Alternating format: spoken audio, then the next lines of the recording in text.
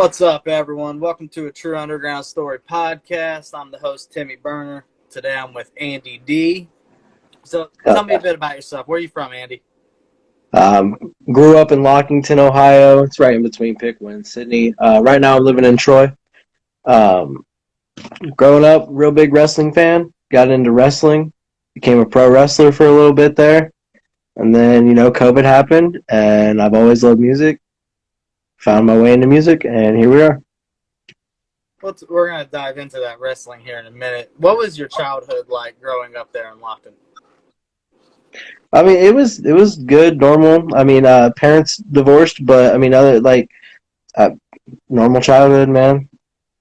I mean, I just had a group of friends that decided we were going to be crazy and hit each other in the head with shit on the weekends, and that's about it. So you started making music in 2020, right when COVID hit. Yeah. So how did you get into the wrestling industry? With wrestling, I just have always watched wrestling since I was a kid. Always wanted to do it. Around 2009, me and my brother we got a trampoline. So we started putting YouTube videos up online of us just wrestling on the trampoline. We gained more and more people that wanted to come out and do it, and we had like more and more followers on YouTube and shit like that. Eventually it just got to the point where we got our own fucking wrestling ring. We made our own company and everything, and just went from there. But COVID happened and some other things happened that kind of put a stop to all that. So it is what it is.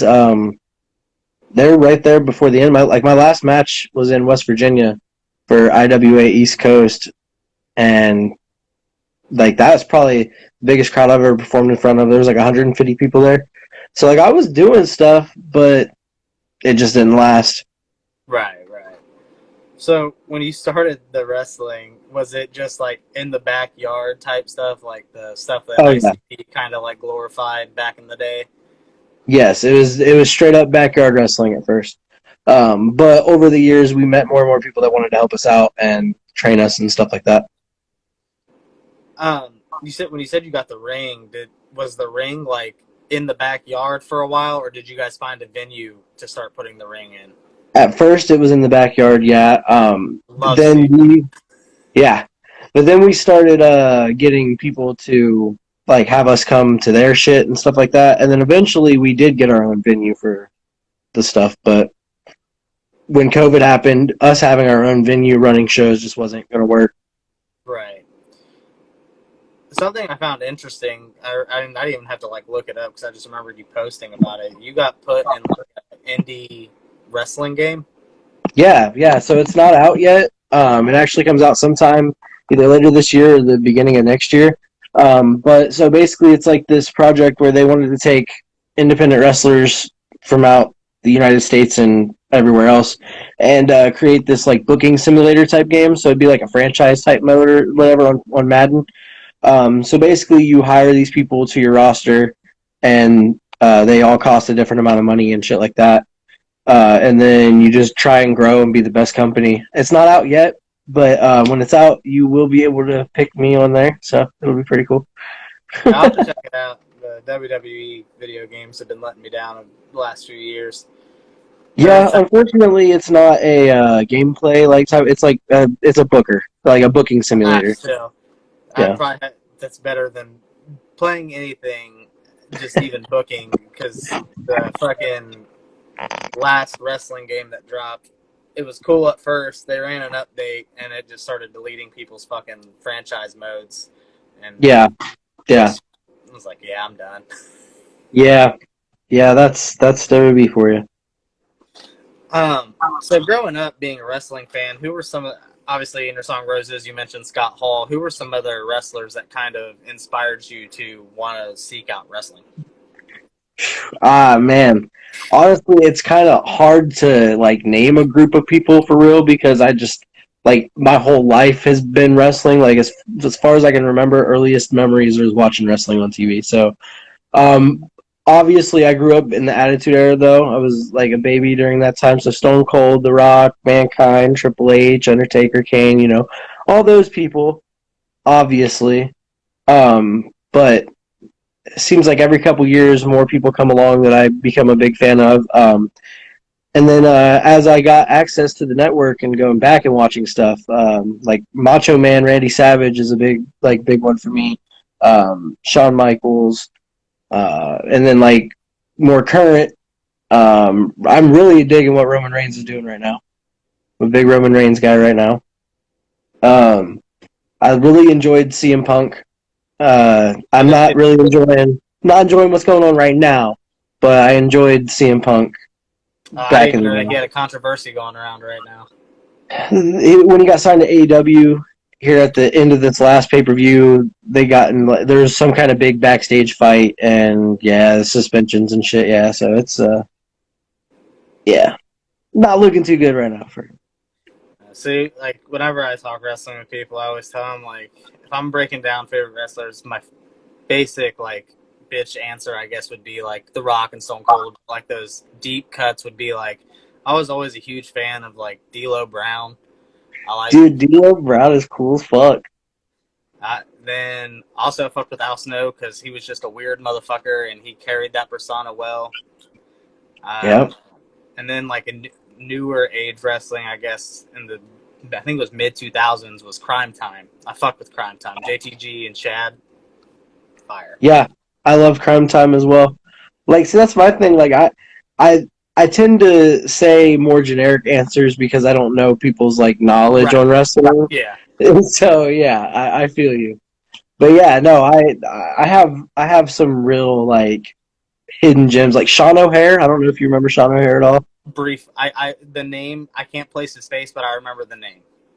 Yeah, so there's like people like that I was a fan of at the time that I really liked watching, but like they never ended up making it, or you know what I mean. So, Yeah. but you'll always have that. Like I was a huge AJ Styles fan, like pretty much his whole career.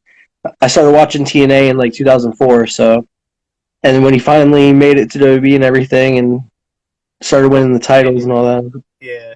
With AJ going to WWE, man, I felt like it was 10 years too late. Like I'm glad what he's done, but I would have liked to seen him there 10 years earlier because Agreed. I wanted him facing Shawn Michaels 10 years ago and not 3 years ago when Shawn Right. Michaels was old as fuck.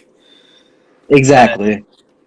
yeah, there's a lot of like hidden gems and shit in wrestling that I always liked and wish the WWE. That which is my biggest knock on them is they suck at pushing talent. Like Yeah. fun fact though with JTG, when AEW first like started blowing up, and AEW had made a post about like looking for talent, I tagged JTG on Twitter, and he ended up retweeting it. I was like, nice. Hell yeah. That's what's up. Yeah, So JTG's dope. he is. I feel like he just one of those things that WWE kind of shelved him and Chad, and they could have done something with it. Oh yeah, for sure.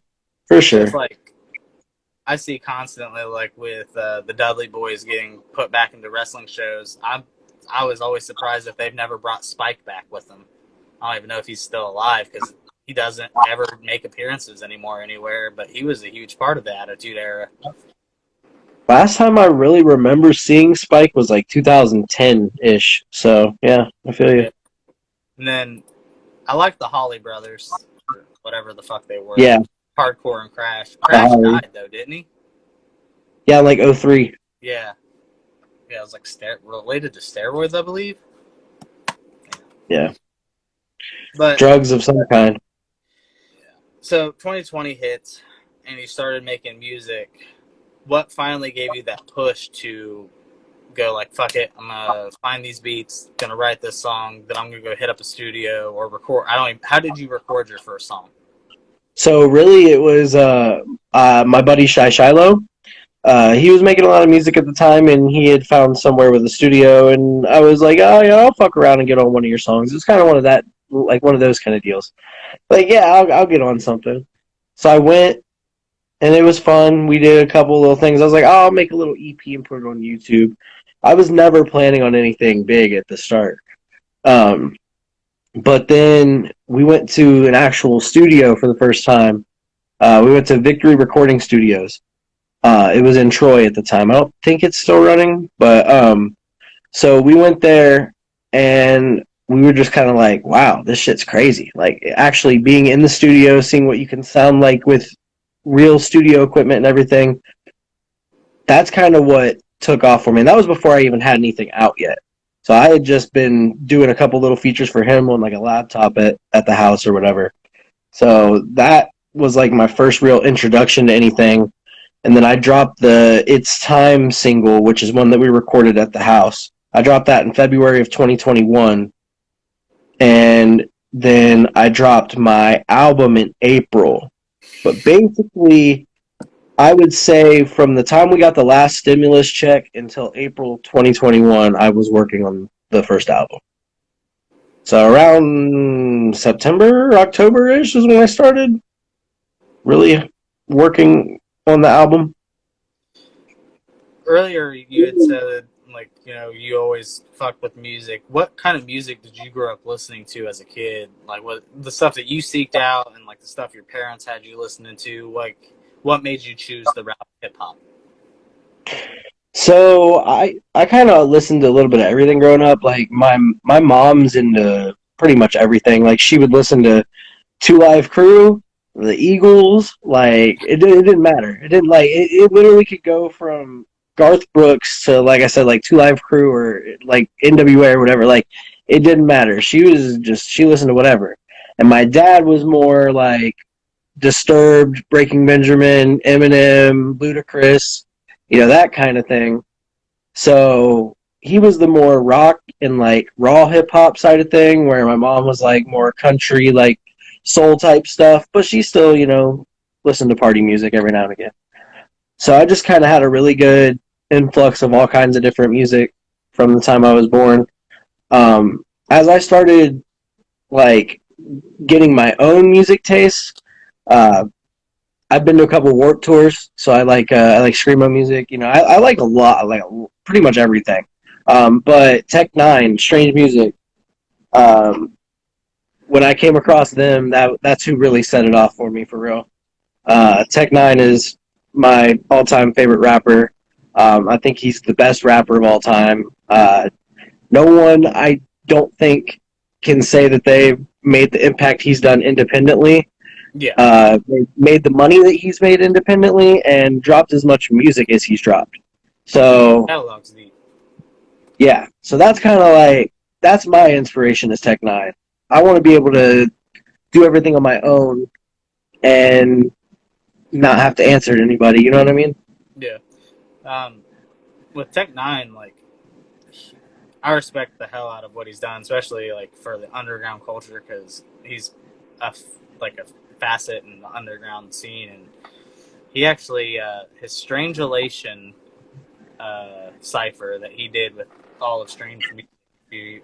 Fuck, it's probably been 8 years now. Probably still one of my favorites to go back and listen to, just because he actually is the reason I even got put onto Murs, who I listen to a lot. I fuck with him, and a lot of the other guys are signed with Strange Music.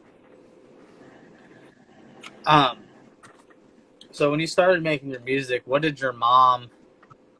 I have to say in your song "Roses," you shout out. I know my mom's gonna listen to it. So what does your mom think of the music, and your dad think of the music you make? So like at first, I think they kind of thought I was just like joking and just kind of having fun with it. Um, but then they kind of started seeing that people kind of liked it, and people were actually asking me to come do shows and actually buying my album and streaming my music and stuff. So they started paying attention a little bit more. I mean, they obviously listened anyway. They heard shit that was unreleased way before people actually got to hear it. So they always were supportive, but I don't think they really thought I was gonna actually take off with it the way I did. Um, but they should have, because like every time I want to go for something, I go for it. Like that's how I became a wrestler. That's how I've gotten so far in music, and the 2 years that I've been doing this. When I want to do something, I just fucking go for it. They know that, so that's why when they started to see people getting behind me a little bit, they were like, "Oh shit!" So my mom's came to shows. My dad, she lives in Florida. She's been to shows. My dad's come to shows. My step parents have been there. Other family members have come to my shows and shit. Like, I have a really supportive group of people around me, and they don't really have any issues with the content of music I make because they listen to that kind of shit. You know what I mean? With being such a Strange Music fan, have you ever thought about like trying to reach out to artists that are a part of Strange Music to try and like cop a feature to kind of like get in the door with them? Yeah, I've looked up feature prices for Tech 9. It's quite a bit out of my budget right now. But yeah, they don't seem to be too hateful. I actually do have a song with Shroom Vibes and Chris Calico that should be coming out sometime soon. Okay. I know Chris Calico just recently left because he's starting like his own thing, but Chris is also another one of those guys that's like a staple in underground music right now. 100% agreed. I love Chris Calico. And Shroom actually hooked me up with that one. I can really only thank him for that. He got the feature somehow, and he decided to put me on the song. So I can't wait for that one to drop. But Tech 9 actually did a TikTok challenge not too long ago that I did, and he commented on my Instagram post of it.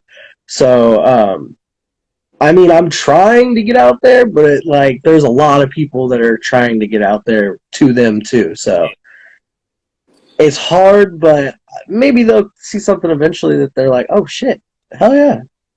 Yeah, like I know, not to keep talking about all these other artists and stuff, but like King ISO, he's kind of like blowing up right now. Oh yeah. And Prozac, I've known about him for a long time, being a part of Strange Music. So that's what I like. That was like more what I was meaning, like some of the guys that are under Tech 9, just so like he's like, oh okay, this guy. Yeah, like Ritz, Says Crew, Stevie Stone. Yeah, there's fucking yeah. There's a lot. There's a lot. My favorite female rapper I found through Tech 9 as well. Snow the Product. Oh yeah, I'm very Yeah. Snow. I've been a fan of Snow for 6-7 years now. Yeah. If it wasn't for Tech 9, I don't think I ever would have found her when I did.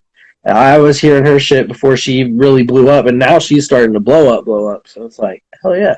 She's very versatile because she started like experimenting with like doing like the singy type hip hop tracks and rap her ass off in general, and she's able to do the bilingual. I was just about to say that. Yeah, the bilingual shit, man. That's the money maker for real. Especially right now, everybody be fucking with Bad Bunny and shit, and and Cardi's able to do a lot of stuff in Spanish. So yep. Yeah, I want to incorporate more of that kind of stuff, but I mean, I only took 2 years of Spanish, and I'm not trying to sound stupid. You know what I mean? So like, I've only used Spanish once or twice in raps, but I've wanted to explore doing that kind of stuff more often. But we'll see. I'm 110 songs deep now. So, which is impressive, seeing as how you've only been doing this now since 2020. You've put a lot out. hey, I just fucking look. If Juice WRLD can record 3,000 songs in like 3 years, I think I could do something.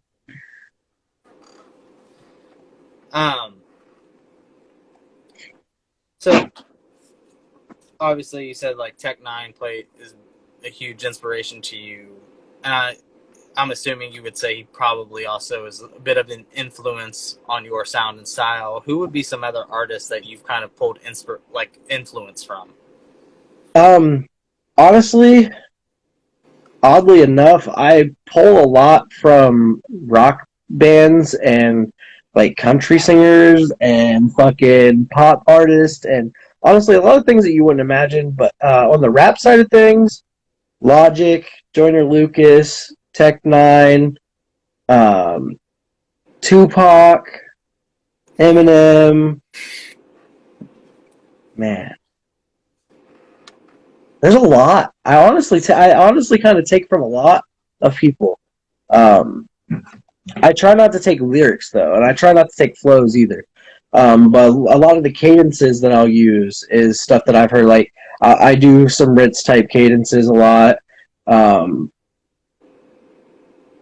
when I'm doing more singing type stuff, I lately have kind of been trying to go Tory Lane's route. Tory Lanez is someone I'm a fan of. Juice World as well. Big fan of Juice World. Um, when it comes to like the rock type stuff, A Day to Remember, Breaking Benjamin are both really big influences there. Attack Attack, Beartooth. So like, man, I kind of take a little bit from everything for real. It's kind of hard to answer that one. No, you're good. A lot of artists struggle with that question because they all have like that same similar mindset of they pull from a lot of different places for their influence. Yeah, and honestly, it's the people around me, like Thrizzy, Jive, Shy Shiloh, CMC, Big Chief. We all are around each other so much that we pull from each other as well. And I think that's also leveling us up right now, is because we're all in such a tight-knit circle doing all these songs with each other. Every time the songs get better and better. So we're all pulling from each other while we're pulling from our influences. So it's kind of creating a big web, basically. Right.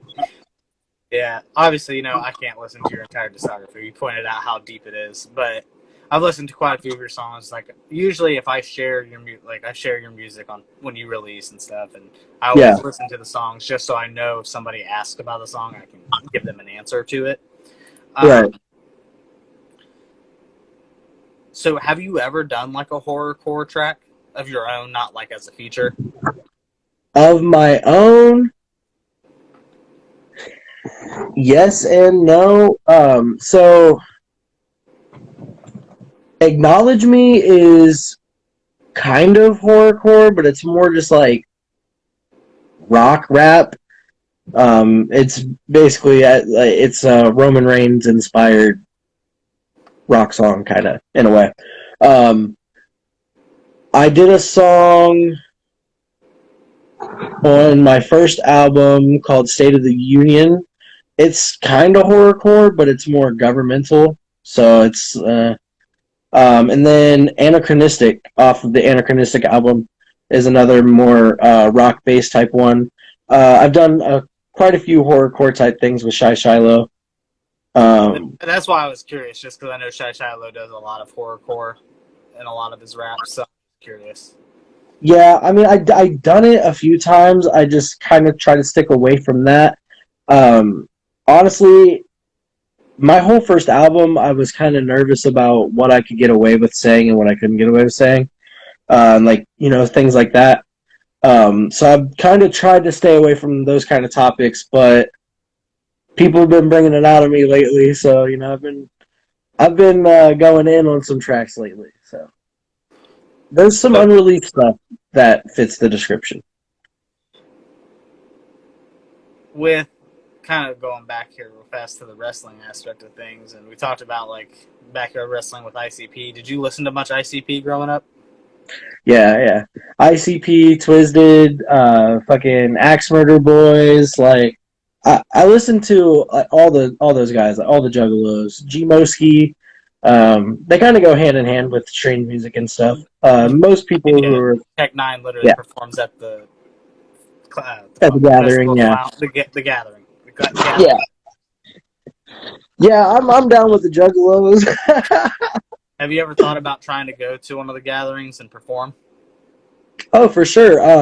Honestly, I could have wrestled at one of the gatherings. I had a chance to, but yeah, fucking, I don't even want to get into all that. Those people that were involved in that situation are pretty scummy people, but we'll just. Yeah. But so I thought I was going to get to wrestle at one of them, and then I wanted to perform at one, but like I said, I kind of don't do a whole lot of that kind of music, even though I like it and I could just do it. Shy Shiloh with you, man. Right. I'll just take Shy Shiloh. He's a free ticket in there, bro. But yeah, no, I don't know. I kind of try to keep my content more inspirational and more family friendly in a way. Like, yeah, I still cuss. Yeah, I still talk about things that you probably shouldn't talk about. But I try to do it in a way that's more manageable and with more of not to say that more marketable, like more of a substance for the casual listener.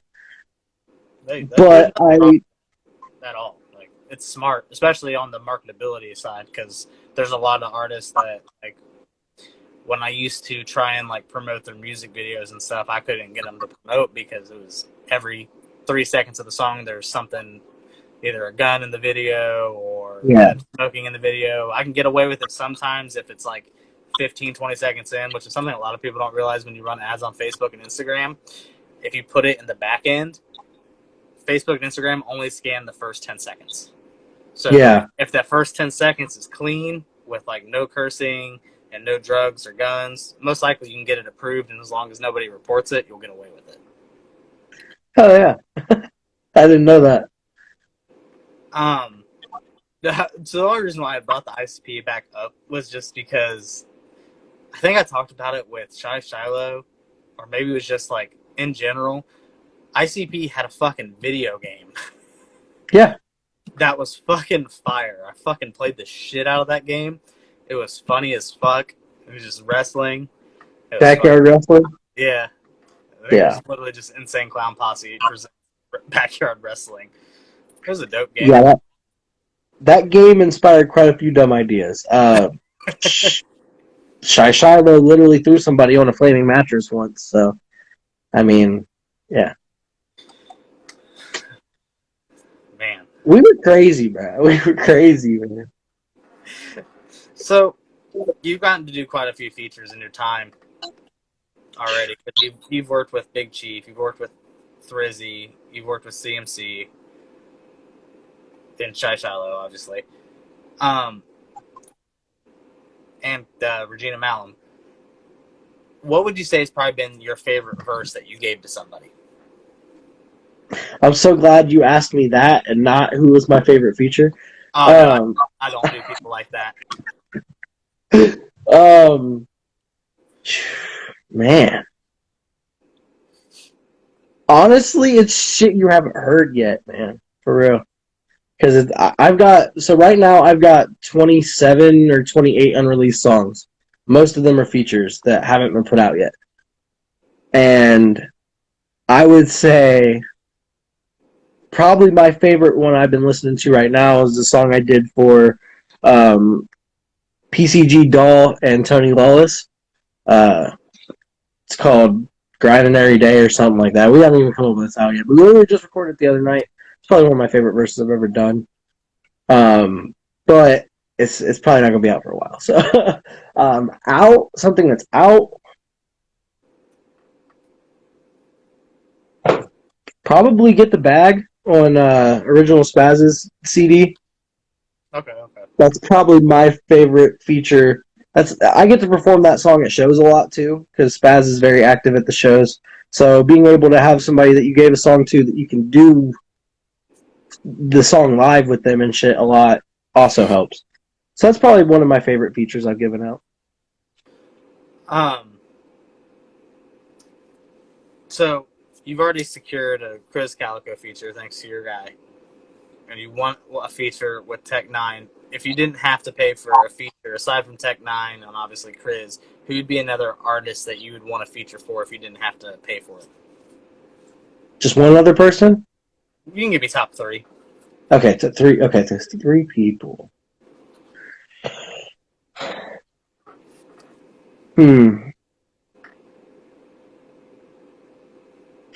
That's hard. That's really hard. Trippie Redd. I really think me and Trippie Redd could come up with something fun. I don't think it would be crazy. I don't think it would be anything spectacular, but I think it'd be fun. Joyner Lucas, because I wanna see how fast I can go with him. Like we're gonna we try to make people have to rewind the song about 15 times to understand it. And then one other person. See, there's a lot, so it's kind of hard.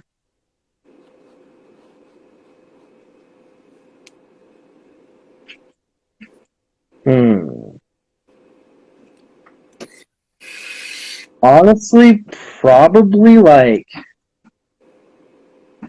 and don't judge me when I say this, but like Nicki Minaj, I feel like a song with a good female famous rapper in me would be pretty fucking dope. Even Doja Cat would be sick as fuck. Um, honestly, yeah, something like that. Hey, Doja make both of them have star power, so I don't blame you there. They That's what I'm they, saying. And they pull I in the think string. it'd be.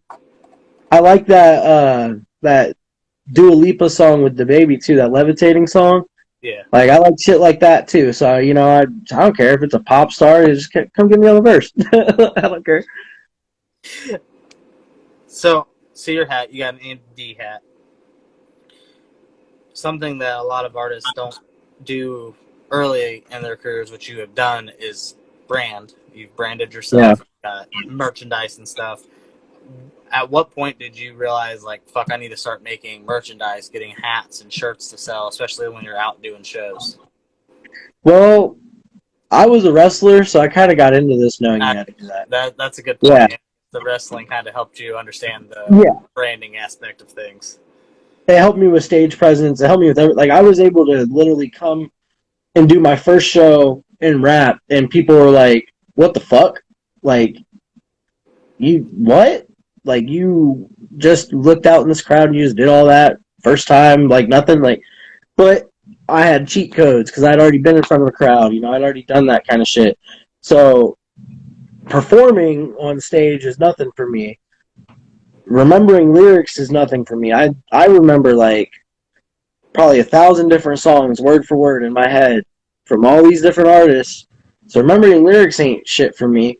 So really, it was just fucking coming up with like the way to say the stuff, like the flows and the cadences. Right. That's the thing that challenged me the most. Like lyrics was easy and stage presence was easy, but actually making the song sound good was the hard part.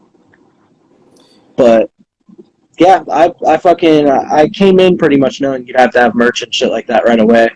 So Yeah, I wasn't even gonna ask you if you remember the first time you hit the stage because like fucking wrestled. He's been in front of a crowd. That probably wasn't any different. yeah, I mean it was in a way. Like the first show I did was for Thrizzy. It was a show that he did in June of 2021. So I dropped my first album in April and had my first show in June. So it was very quick turnaround. But I was like, hell yeah, I'll do the show. Fuck yeah. um, honestly, it wasn't that much different than wrestling, but the feeling is different. That first show, not so much because people still didn't really know me so much. But when we went back for we did the ESPN Choppa show, and I did Heartless, and like people were singing along, like jumping, reacting and shit because they knew the song and shit like that. So like as it got more like farther, I really like music a little bit more than I like the feeling that you get from wrestling live. So Uh, wrestling's different because you can have people boo you though. You don't want people to boo you when you're doing music. yeah, that's a whole different thing. When you were wrestling, were you a face or a heel? I did both, but I love being a heel. I'm a bad guy. I love it. I love it. Uh, at least for character wise. Like I to me, it's so much more fun to be the bad guy because you can do and say things that you can't do in real life. So it's Yeah. just it's fun. It's a release. Um, there was this one time I was wrestling in Franklin, Ohio, at this place called Tough, um, and we had just won the tag titles or something the week before, and we were good guys. And then we lost a match, and we turned on one of our partners or some shit. And I remember this old lady was cheering me for weeks, like. And then as soon as I turned bad guy, she still tried to high five me, like she was wearing our T-shirts and shit. Still tried to high five me as I was walking out, and I didn't high five her, and I just felt so bad about it. But it was hilarious Because she just looked at me. She's like, "What? Like, I'm still cheering for you, even though you're a bad guy." And I was like, "I don't give a fuck." But yeah, so I loved being a bad guy. It was fun. I don't know if you know who he is, but maybe somebody to think about in the future, trying to do like a real gritty song one day down the line. His name's Necro. Necro, Yeah, he was he from a Gravity? yeah, he's a rapper. He was from Brooklyn. He's like a gore horrorcore type rapper that was from the underground. He was like the content in which he made was very like early Eminem of like depicting murders and stuff in his raps. I just saw him recently in an interview on No Jumper, and it popped in my head. Oh But yeah. you mentioned you got to do the show at Thrizzy's for Thrizzy after you dropped your album. How did you and Thrizzy get linked up? Because I know you go to him now to record, and he's your main guy to engineer all your stuff. So how did you and Thrizzy get linked up? Honestly, like complete circumstance. So at the time, I wasn't thinking anything of it, but I worked at GameStop, and my buddy Ryan worked there too, and he had always told me about this dude named Thrizzy who does music and all this and that and everything. And I like explored writing songs then, but nothing crazy. Like just a couple things every now and again. I would maybe be like, "Oh, that would be cool if I made a song like about that or whatever." But I never really put anything down. And then my boss there also knew Thrizzy because he lived with Thrizzy. Um, so a little bit down the line, he hits me up. I had already left GameStop and everything at this point. He hits me up and he's like, "Hey, so I see that you've been doing music with Shy Shiloh and blah blah blah. I live with Thrizzy now. He has a studio here at the house. Just come over. I'll introduce you and blah blah blah." So I go to Thrizzy and I had 5 songs already recorded for my album. I had 5 songs of the EP done at Victory Recording Studio. The other 5 skits and 17 songs or however many the fuck else was on the album, I did with Thrizzy. And I have not stopped going to Thrizzy since. I've done 1 song at Chris Cobain's studio, and I've done a couple songs with Jive. But basically everything, and I've recorded a couple times with Spaz as well. But basically everything I've done is at Thrizzy's. Thrizzy can claim about 100 of my songs. So, yeah. He's Quite a bit. made a lot of money off me.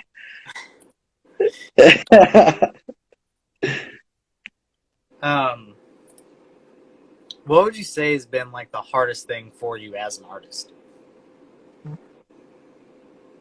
Honestly, promotion, and a lot of that's my own fault um, because I don't have any visuals yet because I'm too broke to afford them. So until I can get a music video and stuff like that, I don't think I'm going to blow up more than what I already have. Um, so it's kind of like I'm at this point right now where I need a music video, which I have one in the works. Don't worry, but I need a music video, and it's going to be to the song "Dear Diary," shot by Spencer Wolf. So it's going to be good. I figured it Um, would be Spencer because I see you post about him on Facebook a lot. yeah, I work with Spencer, so Oh, okay. yeah, I actually like we just got done shooting the music video for Bubby that's going to come out tomorrow. So like we've been shooting for Bubby Galloway, C Money. We did Thrizzy's Way Up Shoot. We did Jive's latest song, Tez. You really miss you. Yep. So yeah, we've been doing a lot, but yeah. So I'm gonna get a video from Spencer done. It's gonna be really good, but I think that's really the thing setting me back. I also need to get on TikTok more. It's really easy to go viral on TikTok, and I can come up with lyrics quick, but I just don't like wasting lyrics. So I don't like coming up with lyrics for like a TikTok challenge and shit. Like, you know what I'm saying?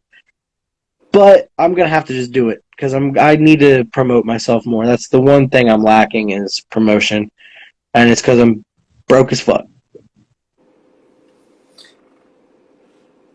What would you say has been the most rewarding part of your music career so far?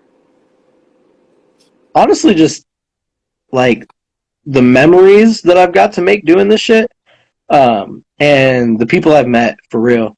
Um, and then a third, very close third, would be people actually knowing and liking my music, like learning my lyrics and shit like that. That's always fucking awesome. But mainly the things I've got to do because of this and the people I've got to meet. I've went on a couple vacations out of this. I've got to meet all kinds of cool people. Over 100 artists at this point I've got to meet and either work with or be around while they're working. And like we just got back from that retreat in Florida. That was awesome. I was going to ask So about that here in a little bit, just so I get your perspective on how all that went and what that was like for you. yeah, we get to do a lot of cool shit, and it sucks to be broke as fuck. It sucks to waste all your free money on this shit, but it's rewarding in the fact that maybe one day we might make money off of all this fun that we're having. You know what I mean? Yeah, And that's that's what fun. it's all about. Like, it's having fun doing it. If making music becomes more of a job that you dread, then you're just gonna fall off because you're not gonna love the work you're doing. So having fun while Exactly. doing it is something I definitely think is a great thing to do. Oh, for sure. I mean, it's not worth it if you're not having fun. Like what? I mean, a lot of people are in this music thing expecting to make money, and I don't understand that because unless you're really talented or you get a big break, you're not making money in this shit for a couple years. So it doesn't make any sense for me why you would hop in this expecting to make money right away. It just doesn't, like, that's not how it works. Yeah. You gotta love music to hop into music. To kind of backtrack a little bit, there are some other like local artists that I think you should try and link up with. Like, you mentioned you'd done a song, you'd recorded with Chris Cobain. I think you guys should try and make a track together. I would love to work with Cobain. We have talked about it before. Really, it's a money situation right now. The only reason I even got to record with him is because somebody else paid for the studio time. Shout out Big Chief. But yeah, fucking, I would love to do a song with Cobain. Obviously, guys like Bubby on the come up. Slico got bars, Candy bars. Oh man, you just named off four of the people on my list. So you're missing C Money though. Yeah, I honestly don't know why I didn't name C Money, but yeah, I think C Money would be another great feature. I'm also surprised you don't have a song with King Spade. I do. Oh, you do? Okay. I do. It's on my album, Brimstone. Okay, it's on the Brimstone. Okay. Or it's on Anachronistic, but it's the And song songs. Brimstone. Yeah. Okay. But I actually have another 3 songs coming out with Spade. Um, I did a hook for him for a song that's not out yet, and then we're both on the cipher that we did in Florida, and then we're both on another song from Florida. So we got 3 songs coming out together. I do that a lot. We'll just fucking miss that there was a feature somewhere. Because obviously, if I hadn't seen already that you have a song with Mile J, that'd be another guy that I'd like to see you work with. But I like the song that you guys have together, the I'm On one. Yeah, Mile J's a beast. That's actually a Stafford Beats beat as well. So that's kind of a triple collab in a way. But yeah, Mile J's a beast, man. I wish he would do more. But you know, he's everyone has their own process and shit. So I want more Mile J music. I do too. I push him all the time that he needs to get more shit out. I'm glad to see that he's posting snippets of songs he's recorded. He's actually a partner of the show. We linked up not too long ago. That way, Oh, yeah. people want cover art. I can sell them cover art through Mile J, and he can get his name out there musically and as an artist because he's very talented with the stuff he can do. Oh, so talented. Um, Now you recently posted it, just so I don't have to try and scroll and find it again. Actually, it's on right here. Your feature prices you got going. You've got $50 for a hook, 50 for 8 bars, 100 for 16 bars, and that's your new feature price. At what point did you finally realize you needed to kind of like up what you were charging for your features? Well, I mean, I was just kind of charging studio time, which is basically what this still is. Yeah. Um, $50 for 8 bars is still basically just paying for studio time because I have to buy an hour either way. Um, Basically, Florida kind of, and before that, honestly, all these people keep telling me you need to start charging for features, man. You got fucking 70 features. You need to start charging for them. And I'm like, to me, I don't like charging people that I want to make music with, if that makes Right. sense.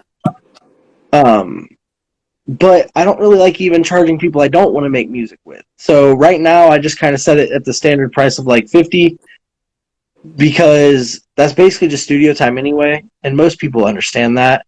So it's not anything crazy. It's just now it's like putting it out there like, look, I at least need you to cover shit for sure now. You know what I'm saying? Like, Yeah. you at least need to cover the studio time for sure now. Like, if you want me on a song, at least pay for the studio time for sure. Because I'm too far in, too many features now, too many features that I paid for. So you know what I'm saying? Like, it's my turn. It's my turn now. I noticed like when you were down at it was Miami, correct? The Miami retreat, Orlando. Orlando retreat. You and Cody and Brandon got a song with an artist named NDG who has 72,000 monthly listeners. A song that's got over 1 million streams. What was that like getting to link up with somebody that has like kind of that big of a following? Honestly, it was kind of crazy. First day, we met up in this mansion with that like all the different people from all the other mansions, and NDG was there, and somebody was like, "Hey, this is NDG." I was like, "I'm Andy D." He's like, "Andy D."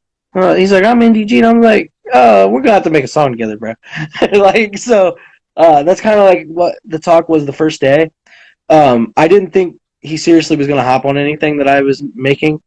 Um, but I had this beat that I was gonna do with Codename Kato. And me and him were talking about it for a while.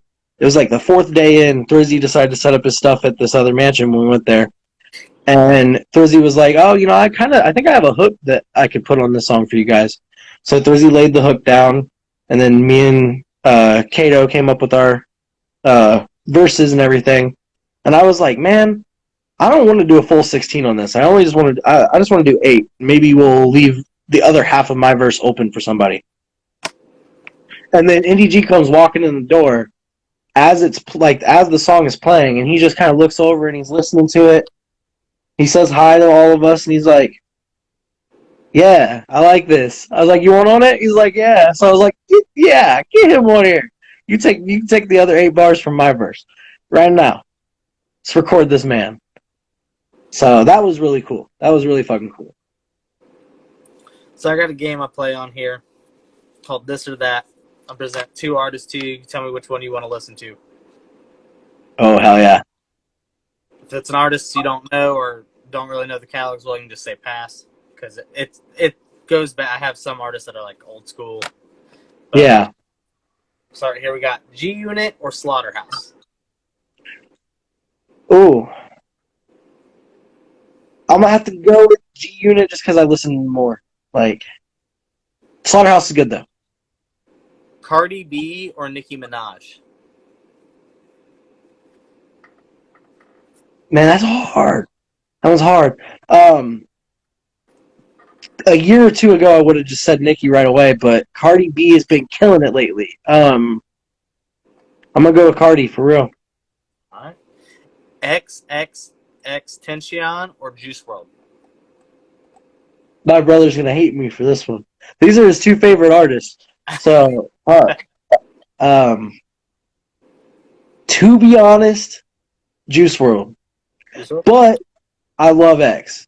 But Juice WRLD's got more variety. Machine Gun Kelly or Jack Harlow.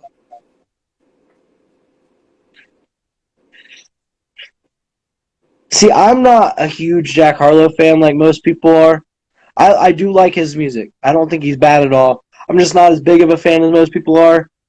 I also am not a huge fan of MGK, but I love old MGK.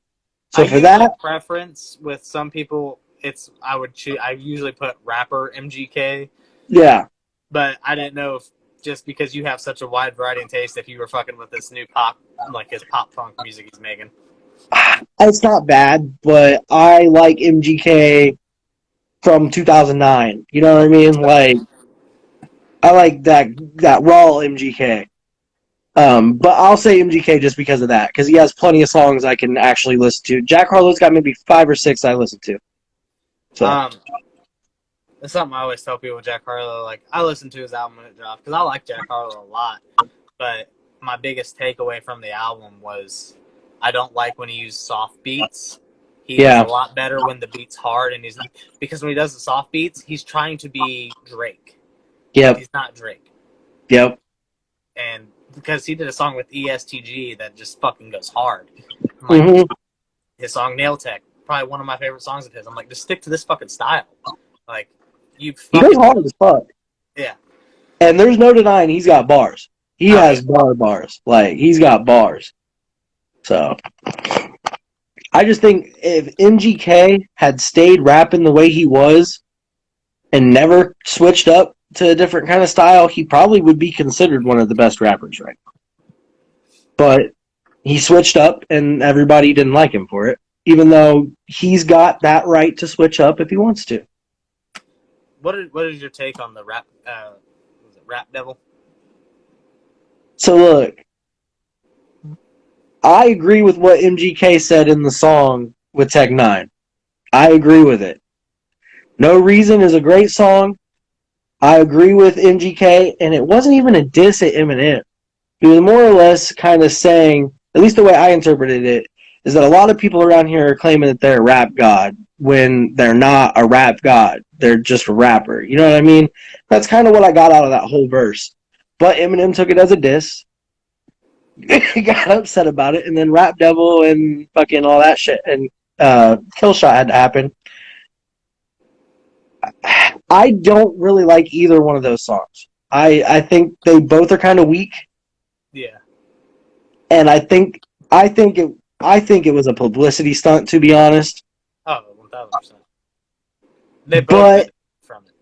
exactly, that's what I mean. That's what I mean. Like it's kind of like, did these guys actually have a rap beef, or did they just like trick everybody? Did they just work us? Like, you know what I mean? Like, So they definitely have beef, but M's main beef with him was when MGK was 23 and he talked yeah, about M's daughter, who was only 16 at the time, which is creepy because there was another video of MGK when he was like in his 20s talking about how he'd have fucked Kylie Jenner when she was 16. I'm like, bruh.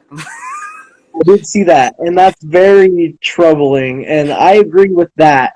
But like, Eminem even said it in the song. He was like, "You don't got to use Tech 9." Like, It's a sneak diss, yeah. so yeah. So it's like, if that song is really what set you off to make a song after however many years, like, I don't know. It just, yeah, it just seemed a little fishy to me. Like, I don't know. It blew both of them up for a minute and got everybody talking about those two, and that's what they wanted.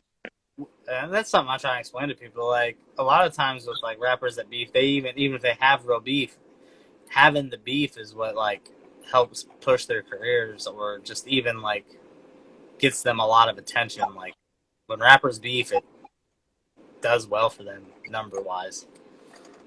I was watching Joe Rogan's podcast once, and there was a guest on there who's like he was he's some kind of like speaker, like a psychiatrist, like not a psychiatrist, but like a public speaker of some kind that's got some kind of PhD for some reason. But anyway, he was on there and he was like explaining to Joe Rogan like, if most people would realize that the world is more like wrestling than what they think, then they wouldn't be as shocked as most people aren't. So basically everything is rigged. It doesn't matter if it's government, doesn't matter if it's sports, doesn't matter if it's music, literally anything. TV, everything is rigged to get somebody something. everything is like wrestling, where it's a work. Like you're actively trying to make yourselves money in this realm. So like a rap beef, 100% fake. You know you're going to make money off of it. You know neither of you are going to go kill each other. All you're going to do is say a couple bad words about each other on a song. It's going to blow both of you up. You're both going to make money, and then you move on. Like it's all fake, and it's all to make money. And that's one thing wrestling got away with, is they're allowed to tell you that it's fake, and they still make money off of it. You know what I mean? Yeah. Like all these other things have to act like it's real, but everybody's faking. Everybody's kayfabing. Kayfabe is real. It's used all the time. The next one I got here is Kid Cudi or Denzel Curry. Ooh, man. I'm a big fan of Denzel, but I'm gonna have to go Kid Cudi. But I love Denzel. Fuck. His Bulls on Parade remix is some of the best shit. Man. What's funny is this is something that's been brought up on the Jumper before, and I do find it funny when I think it was 2016, whatever year XXL did their cipher that had like Kodak, it had Denzel, it had Lil Dicky, it had 21, it had fucking bunch X of was other in that one people. too, wasn't he? Or What? no, X was the next year, right? Yeah, it was in the next year. But there was like a lot of artists in it. Designer was in that one, and they were like, "Oh, this is like the worst XXL cipher." And then you go back and Anderson look .Paak at it. too. Oh, here, hold on, I'll look it up real I think fast. Anderson .Paak was in that one Yeah, too. Andrew Pack was in it, which he's actually probably one of my favorite artistically. Oh yeah, he's a beast. He's a beast. He's got lyrics for days too.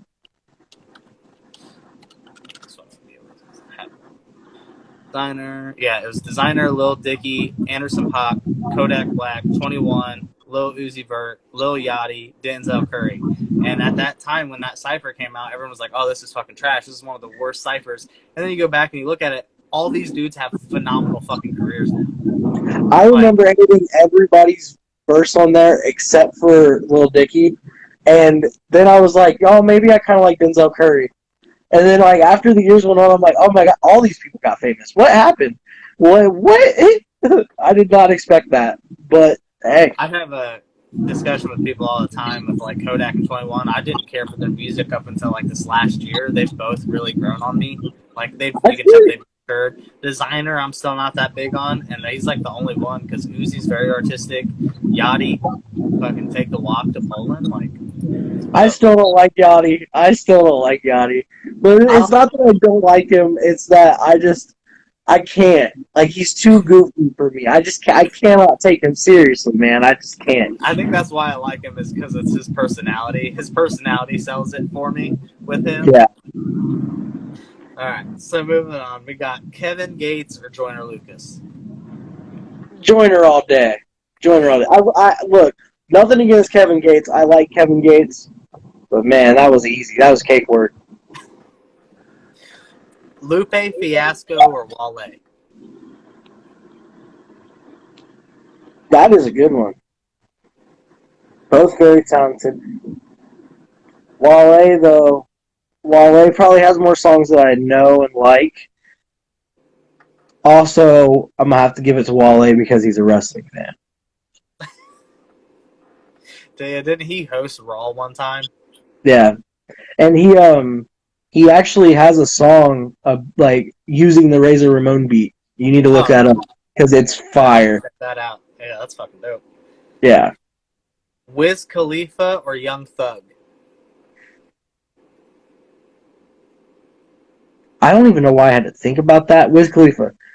Young Thug's kind of been growing on me lately too. He's one of those ones. Like I wasn't a big fan at first. Like Lifestyle, when Lifestyle came out. I've had that discussion with people too. Young Thug's another one that grew on me, and actually it was with Sleeko. We had gotten into it deep because Sleeko's a huge Young Thug fan and had been for a while. And I told him, I was like, doing this, and even before this, if an artist dropped, I was going to check out their music just to see if there's any progression or anything. When Thug dropped his Punk album last year, I don't tell you, it was just titled Punk. It wasn't like an actual Punk album, but Yeah. the album Punk, the fucking album was solid. I was like, this is fucking great all the way through. Yep. I was like, holy fuck, turned me into a fan. Yeah. I will say he's definitely grown on me, but there's also been quite a few songs where he's the feature on that he just ruins the song. So It's his style, the way it's just his cadence and his flow and the sounds he does sometimes with the nasally sound. For sure. But yeah, definitely grown on me. I got one that's special for you just because I thought of it right now. Token or Mac Miller?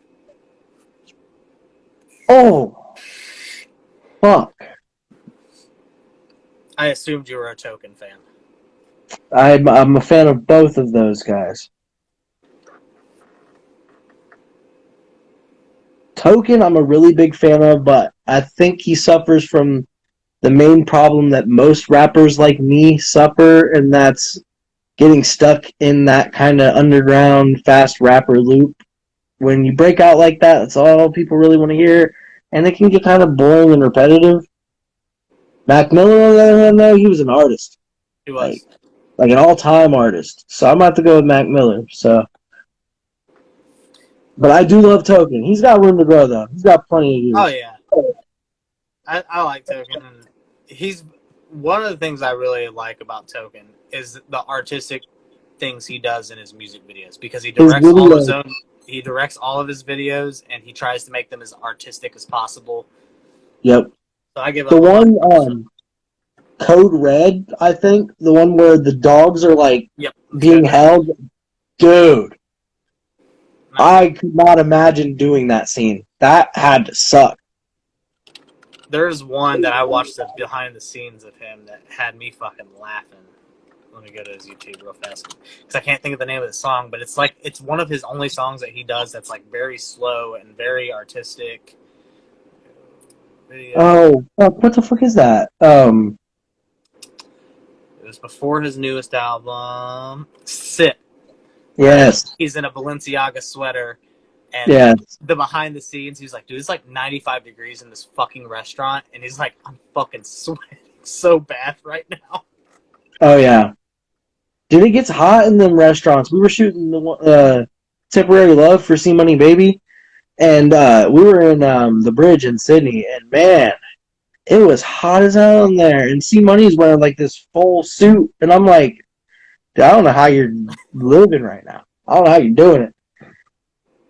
But yeah, he's just very artistic, and something I want to definitely give him his props for, because like, and I like that on his newest album, he went and got some like mainstream features. Like he got Jid, he had Rico Nasty on there. Yep. Jid is another one of the guys that I'm struggling to put into this game, because I'm trying to find somebody I could compare him to for people to have to pick between, because he is very talented and on his way up. Very talented, and yeah, I've honestly, like, this year's the first year I ever heard about him. I'm not even gonna lie. And it was mine too, and it was only because of a J. Cole interview where Jid was there, and I was like, oh, okay, I'm gonna check this dude out. And I was like, holy fuck. Yeah, dude's good. But that's like I literally just heard about him this year, but I actually do enjoy his music. So, hey, I'm always glad to be surprised and then be happy about being surprised. You know what I mean? Like, a lot of these guys, people that come up to me, they're like, oh yeah, I listen to this guy, and I go listen to their music, and it's like, eh. Not for me. Yeah. That's like the thing, like when I try and explain to artists, like they'll be like, ask for an interview, I'm like, sure, I'll get them booked or whatever, and they'll be like, oh, do you want to hear my music? I'm like, yeah, send me the links, but I mean, I'll book you regardless, because as long as I can tell like an artist is like taking it seriously and like going and getting a real studio, or even if they're going to their house but taking it, get it engineered, or they're engineering it themselves and it sounds professional, I'll interview them. Just because even if I don't like the music, I'm not going to be biased and be like, nah, I don't like the music. There's a fucking audience for you somewhere, so I'll try and help you find your audience. Exactly. I got Nelly or Akon? Nelly. And I'll tell you what. Okay, what? go ahead. Go ahead. Tell me why. So I'm curious. Nelly, because he can rap too. Akon isn't the best Akon's never rapper. really been a rapper. He's always been a singer. Yeah, Nelly can do both. Yeah. Nelly is more just rap, but he can do both. And he's pretty fucking. He's one of the best rappers of all time. I'm just saying. Look, number one, that song number one by Nelly is one of my favorite songs of all time. And he's not wrong in that song, man. Like he got to be on the Super Bowl before rappers ever were doing that shit. Like, you know what I mean? Like It's true. he's Nelly had the juice. I don't know why he hasn't done much over this period of time, but Right. I think he just re-released one of his albums not too long. something like that, yeah. That's funny. I But just searched Nelly, and it says people ask, why is Nelly not popular anymore? yeah, like I don't get it. I mean I know he went into acting for a little bit and Yeah, maybe he that's released kind Heartland of last in 2021, and it's yeah. got a lot of it's like a country album. Oh, okay, He so did a he switched country rap. genres. Yeah, like he's got Florida Georgia Line, Blanco Brown, Kane Brown, Darius Rucker. Like it's country rap is So what they categorize that that. But feature with Tim McGraw tainted him. he's like, You got so I saying, would say one of the first rappers that ever worked with a country artist did the song, the Over and Over Again song. yeah, with Tim McGraw, yeah, that's like the first time I can remember. Yeah, I would have to look and see if there was anyone in the '90s that did it, but I don't think any of the '90s country artists would have worked with a rapper because of all the controversy around hip hop in the '90s. Yeah, that's what I'm saying. I don't think so. I really don't. Country and rap has kind of been a very 2000s thing. Like Yeah, I don't think it even happened until like I think Tim McGraw and Nelly might have been the first ones. at that time that song slapped. Now it fucking drives me insane. Oh, same, same. Uh, Outcast or Wu Tang? Damn, you got good questions with these. You're putting good people against good people. I like that. Um,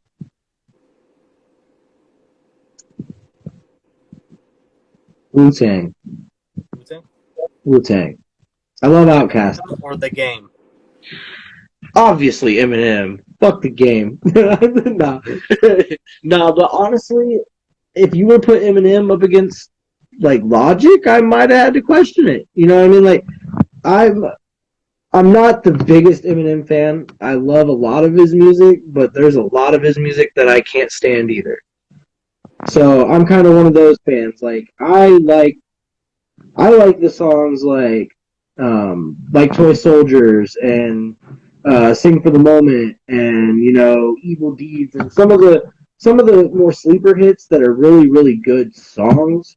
But like I can't stand the shit like Relapse, Recovery. When was the last time you listened to Relapse? Because that album finally grew on me. Because I hated Relapse for the longest time. I just re-listened to it.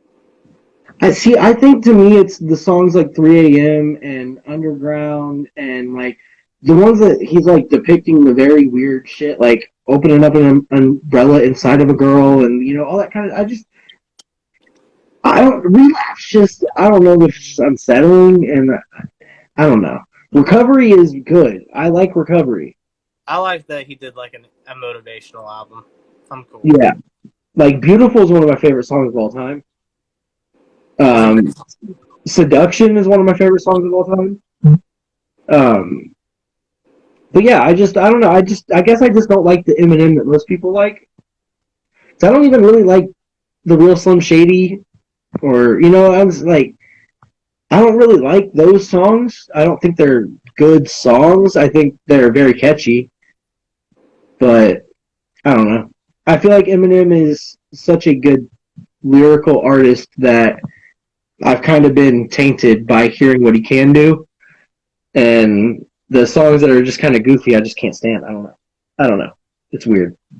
Like one of the songs on songs off of it was "My Darling," which is a really good track. I It do. actually recently blew up again on TikTok because people started making like a transition thing of it. Yeah, I do like that. I do, but see, that's the thing. I like the sleeper songs. I don't like the Yeah. ones that kind of like go on the radio. Like "We Made You." I hated "We Made You," Oh, I bro. still hate "We Made You." Still God, hate that one. that music video is trash too. Like, man, I don't know. I don't know what it is. It's just I think Eminem let people influence him into being a comedy rapper when he was very anti that at first. Yeah, So I could see. I and he's had a couple good songs like "The River" with Ed Sheeran. I really like that one. I like the He's song had he a does couple. with what the fuck's her name, Jessie Reyes. I like the song Yeah, he does with yeah. her. And then was the one the like "Stand" Part 2? Is that like "Bad Guy"? Is that what that one was? Yeah, It I think wasn't so. actually "Stand" Part 2. I think it's "Bad Guy." I think that's the name of the song. Yeah, and that one has Jessie Reyes on it, I believe. Yeah, Maybe because like I he like the used her a storytelling. couple different times. But okay, no, back. Okay, I was thinking of a different song. He has another song that's similarly titled. Bad Guy is off of the Marshall Mathers LP too, and Yes. that I do like that song too. I was thinking, bothering me that I can't remember what song it was to give with Jessie Reyes. It has like a similar "Good Guy" is the one Yeah. with Jessie Reyes. Yeah. Yeah. I enjoy some of the stuff he's done lately, but I don't know. I'm not a big fan anymore, and I just kind of feel like he went the opposite direction of Tech N9ne. Tech N9ne constantly kept putting shit out and never got worse. Honestly, kind of got better.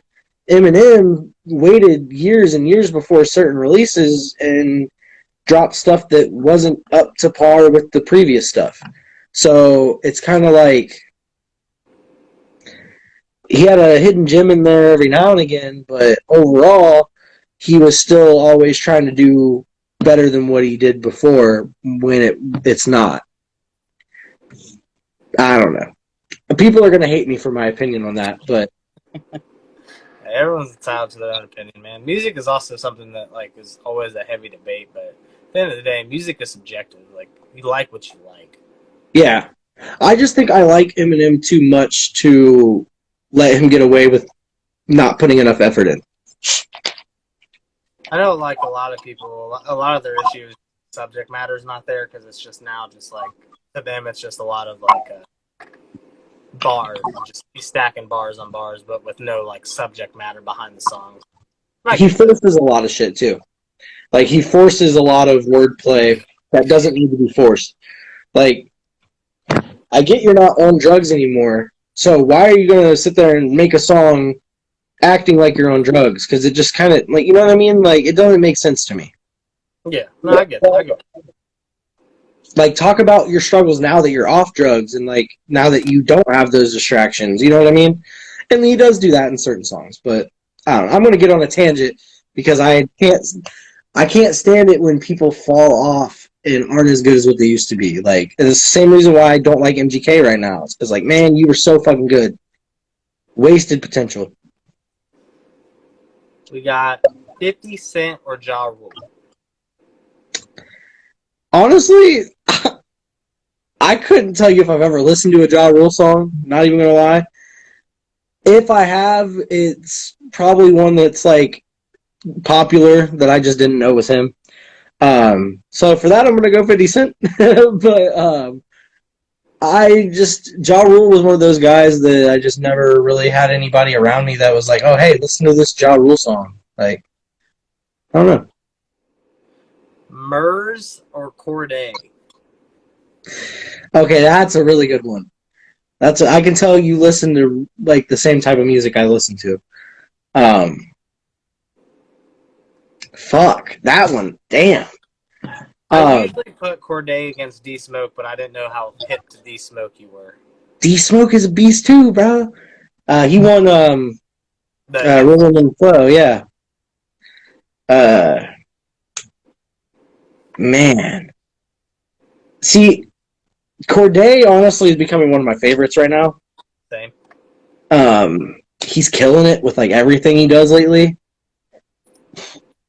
Murs has always kind of been one of those guys that I really like, but I never got super into. Like, I really like everything he does. I watched probably a good 6 hours out of his 24-hour live stream when he was breaking the Guinness World Record or whatever. You know what I'm talking about? Like, he had to rap for 24 hours straight to break a world record. I know that was a thing, but that's impressive. Yeah. He did it for hours. Like, sitting there, he couldn't stop rapping for like more than a couple seconds. So it was like in between like songs and shit. Like, it was the only time he was able to not rap. So he pretty much had to play all songs that he memorized so that he wouldn't mess up the world record. And he did it for 24 hours straight. That's insane. Yeah. I want to say it was like done like The Cut, maybe, or I don't know. I can't remember exactly who did it, but it should be on YouTube somewhere. I'll have to find that. E40 or Twista?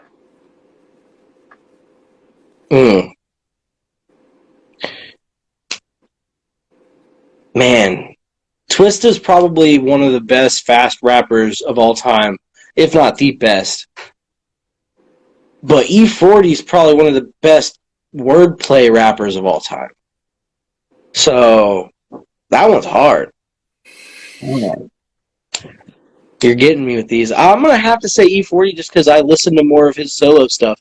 Twista, I really only listen to on features. 21 Savage or Kodak Black? Kodak Black, because he got screwed this year. He should have won.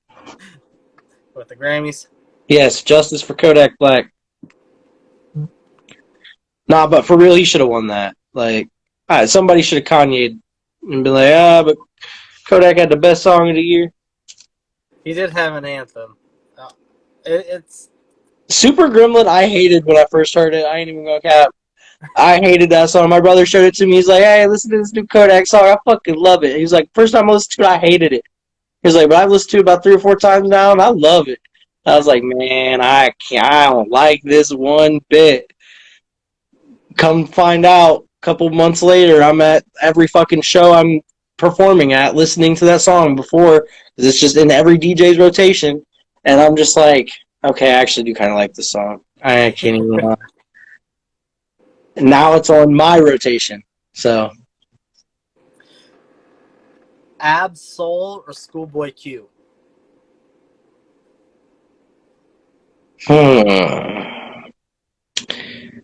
Schoolboy Q I'm a lot more familiar with, so I'm going to go Schoolboy Q.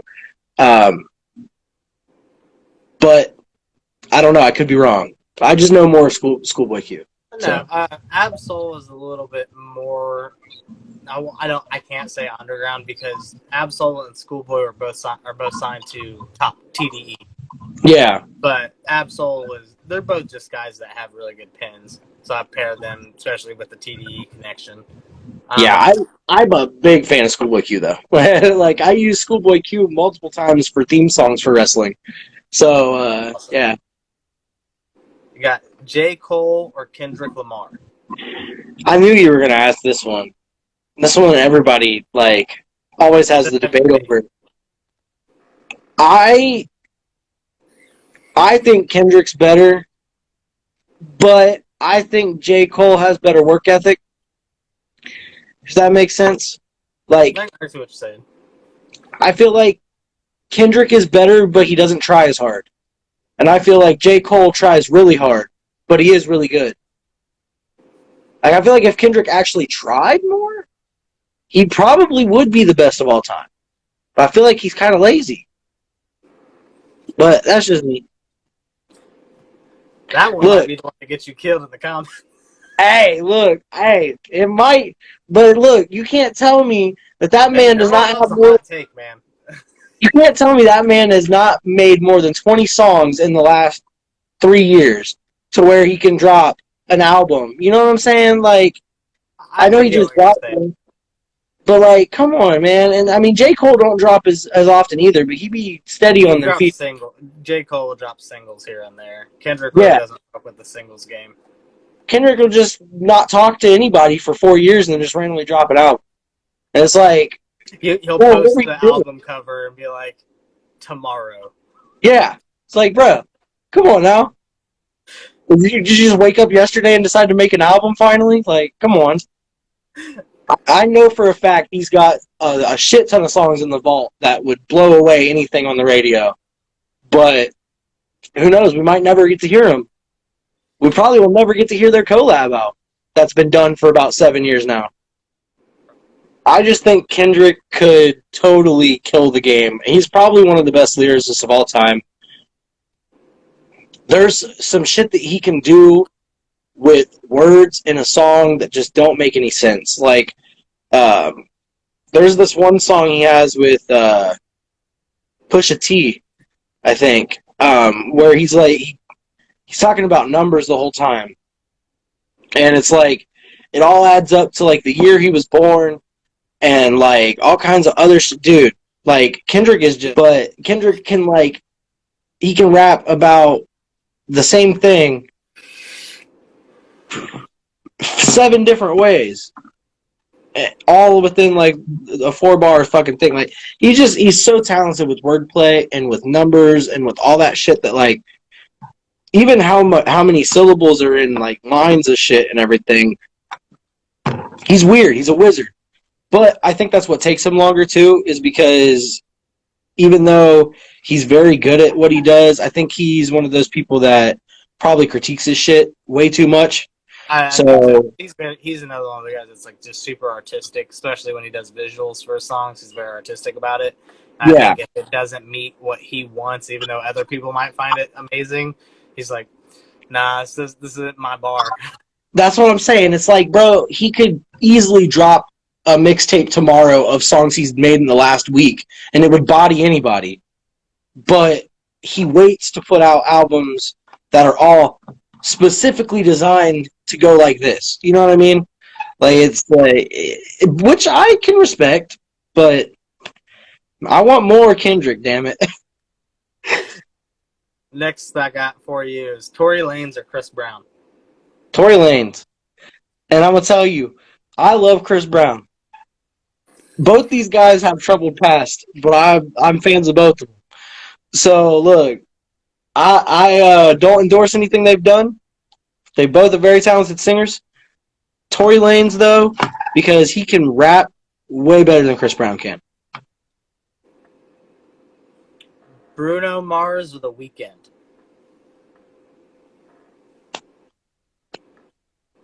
I want to say Bruno Mars, but he kind of fell off in a way. I mean, I know he still makes music, but not on the level he used to. And I want to say The Weeknd is overplayed, but man, every time I hear a Weeknd song, I like it. So it's like, you know what I mean? I'm gonna go with The Weeknd. I do feel like he's very overused in the TV and commercial movie landscape. Like Hollywood, he's overused in Hollywood a lot, but his shit is good. So I mean, you can't blame them. Like they just all want a little bit of The Weeknd, I guess. Erica Badu or Lauryn Hill. Ooh, ooh,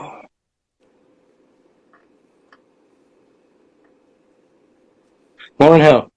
But see, look, those are both favorites of Tech N9ne. Tech N9ne likes both of them, so that's how I know about both of those people. So Stevie Wonder or Michael Jackson.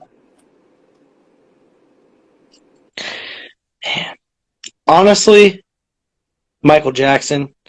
I don't feel like there would be the music that is popular today without Michael Jackson. Oh yeah, that's a very easy assumption to make. Stevie Wonder is great though. Can't put anything past him, but even though I'm not a big fan of Michael Jackson, like I love his music, but like I'm not a big fan of him, if that makes sense. Yeah, no. Um, even though I'm not the biggest fan of him, he definitely is probably the best pop star of all time. Definitely made a whole new genre. Like he basically made R&B what it is. So DMX or Jadakiss? DMX. Jadakiss is good, but DMX. Jay-Z or Nas? People are probably gonna not like this, but Nas. I'm not a huge fan of I've Jay-Z. gotten a lot of Nas. I've got a lot of Nas. Okay. A lot of just not liking Jay-Z. I It's fuck not with that him. I don't like Jay-Z. I like a lot of Jay-Z songs. It's just I don't think he's as good of a rapper as people say he is. Like he's good, but it's like I feel like he got famous because he's a very good businessman, and I feel like he's probably the best businessman in all of music. But I feel like that's what helped him is his business. I don't think it's necessarily his talent music wise. I think it's his business that got him where he is. With me, I would probably pick Nas, and that's just because Nas right now is on a real heavy streak with dropping heat. Like Oh yeah. the King's Disease 1 and 2 and his tape Magic that he dropped are all three fucking fire, and he's at the age he's at and still producing this music. And he just announced the King's Disease 3 will drop in November. I know it was a couple years ago, and I heard Nas is dropping a new album. I was like, "What the fuck? No, he's not." And sure enough, hell yeah, I love Nas. "Hate Me Now" was probably one of my favorite songs when I was a kid. So, and I know that's a popular Nas song, but like, man, like certain songs just click with you, and that's one of those ones where it's like, man, this guy had it. Like he had the juice. Like he still does. But there's just certain things that make you go, "Oh yeah, that guy is somebody I really like." Like, that song was that for me. Tupac or Biggie? Tupac. Honestly, that one was quick. I wasn't as big of a Biggie fan. I like certain Biggie songs, but I just feel like Tupac had a better catalog altogether than He Biggie has a did. good catalog too at that, since Biggie really didn't get a chance to put out as much music as Pac did. Exactly, and that's not Biggie's fault. I feel like he probably could have had a very similar catalog to Tupac. It could have been very even, but I just feel like Tupac got a little bit more time, and he used his time a little bit more wiser, probably. He's in the studio a little bit more, stuff like that. Um, but Biggie got some hits. He got some hits. Oh, for sure. One of the best. So this one, I'll see if you know him, just because of your mom. But we got Keith Sweat or Luther Vandross. Keith Sweat. I've heard of Keith Sweat. Not the other guy though. Luther Vandross. He's another Yeah. just old school like R&B guy that was very popular. Okay. Yeah, I've heard of Keith Sweat. Keith Sweat gets used a lot in rap bars as well. Yeah. Yeah. I'm gonna have to look up that other guy. But since I know Keith Sweat, I'm just gonna have to go with him. Mobb Deep or UGK? Ooh. I'm gonna pick Mobb Deep just because of Shook Ones, because that's probably one of my favorite songs of all time. So, Classic. dude, I'm telling you, I forget what I think it was NBA 13 or 14, but it was on one of the NBA games, and man, every time it came on, I'd just be like, just sitting there, just listening to it, man. Because honestly, I didn't hear that song a lot growing up. 8 Mile was probably the first time I even heard that song, and Yeah, I only heard the instrumental. Yeah. Yeah. So I didn't even really know about that song. And then, as I got a little bit older, started playing like sports games and shit. That's how I found a lot of songs that I grew to like. Like WWE games had really good soundtracks. Madden games always have good soundtracks. NBA games always have good soundtracks. That's how I found a lot of music that I like. Just quick story. I'm not a big fan of his music so much now. I like him as a feature every now and then, but Tyga, I was listening to Tyga for about a year before he blew up because I found him just on YouTube one day, and there's a song, Coconut, I think is what the title of. But the premise was just using the whole put the lime in the coconut was the premise of the chorus to it. I was like, oh, this is dope. And then I saw Travis McCoy, and I was like, what the fuck? The fuck's the Gym Class Gym Heroes? Class Heroes? Like, what the hell? And I listened to him for about a year, and then the next year he ended up getting a song put on fucking Madden, and I was like, oh, cool. I was listening to this dude a year before he got put on Madden, and then he kind of dipped a little bit, but I like Tyga. I think he had, like you said, he kind of had them couple good hits like that year, and then just kind of fell off a little bit. He dropped something I think last year with Wiz Khalifa.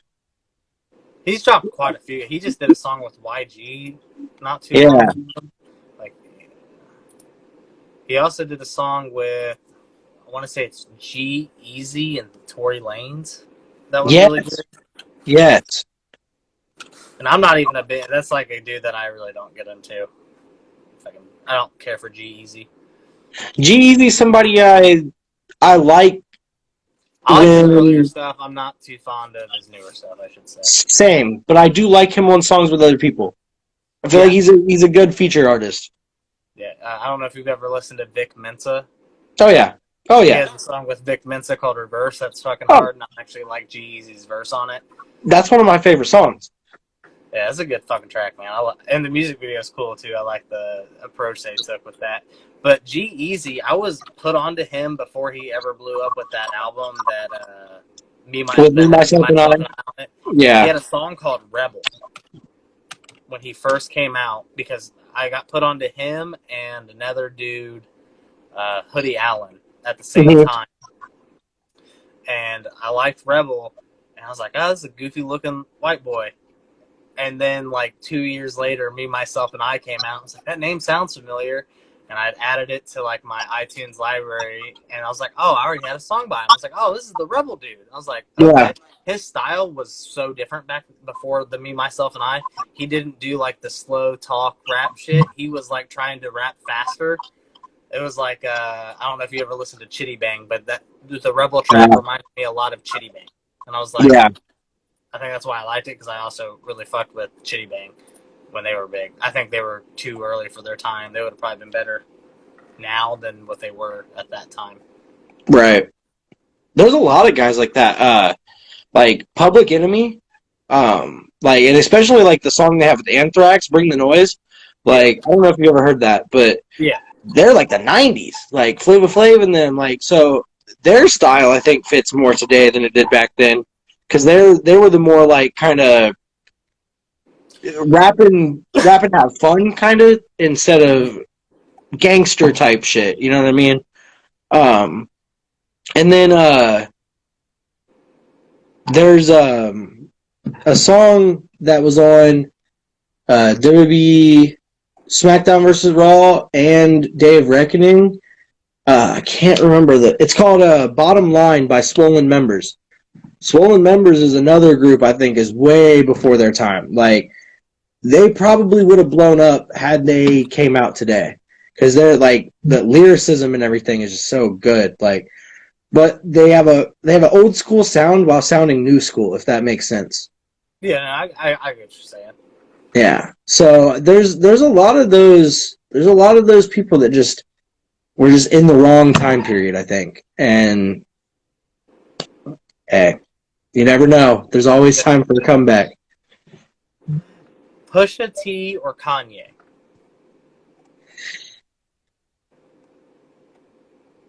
Kanye.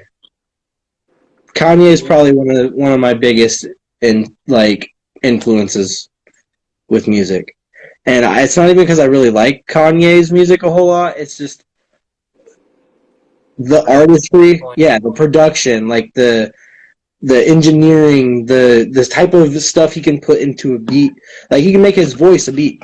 Like, that kind of stuff. Like, the artistry of it is what I like about Kanye. Plus, he's got bangers. But he's got a lot of songs I don't listen to also. Lil Wayne or Drake? Lil Wayne. Royce da 5'9" or Benny the Butcher? Ooh. Benny the Butcher, I haven't heard of him in a minute. Royce the 5'9", though. Gucci Mane or Jeezy? Jeezy. T.I. or Ludacris? Ooh. See, that one's kind of hard because Ludacris kind of stopped rapping and T.I. kind of got better. They both stopped rapping. For me. Huh? Ludacris stopped rapping too early for me because I feel you. T.I., man, I'm going to have to go with T.I., and it's only because of that song he's got with Tech 9 on the Bible, bro. Like, he goes off in that song. I didn't think T.I. had it in him, but he did. Have to go T.I. Gunna or G Herbo? G Herbo. I'm not the hugest Gunna fan. I'm not gonna lie. I'm not. It's not that he's bad, like Thug did. huh? Said maybe he'll grow on you like Thug did if he gets out. Maybe. I mean, I don't think he's bad. I'm just wasn't a big fan. Cause didn't he just drop a collab album with somebody? Possibly. Gunna and somebody just dropped a collab. I think it might have been Young Thug. It probably was. I mean, he signed to YSL, so I think it was like a collab album. I'm not seeing anything, but it's a good possibility. It's just not showing up as his discography for whatever. Yeah. Maybe I'm mistaken. Maybe it might have been like an EP or something, but I don't know. Either way, not a huge fan of Gunna. Not a huge fan. But I do like G Herbo. Go a little newer with it. I'm gonna give you G Herbo again, but with Nardo Wick. Ooh, I do like Nardo Wick. Not even gonna lie, I do like Nardo Wick. I'm still gonna go G Herbo though. Young Dolph or Nipsey Hussle? Nipsey Hussle. Lil Durk or Polo G? Polo G. Not a big Durk fan. Really? Huh. Yeah. That's surprising. You like G Herbo. I do like some Durk songs. I just not a huge fan. Like I don't know his discography very well. But I do like Durk. I'm just not a big fan. You ever listen to Fatboy SSE? Fatboy SSE. I don't think so. I'll send you him. Yeah. He's pretty dope. Da Baby or Lil Baby? That one's probably the hardest new age one you gave me. Those are probably my two favorite newer rappers. See, I get a lot of slack because I like Da Baby. I don't give a fuck if he sounds the same. Lil Baby sounds the same every album too. I agree. I think they both use the same format and they're smart for doing so. Lil Baby, I wish would open his mouth a little bit more when he talks. Yeah, that's my biggest knock on him. I had this discussion with D9 the other day, just talking to him in text. I was like, because we were talking about the new Baby album, I was like, but my only critique with him is I don't like that he doesn't open his mouth.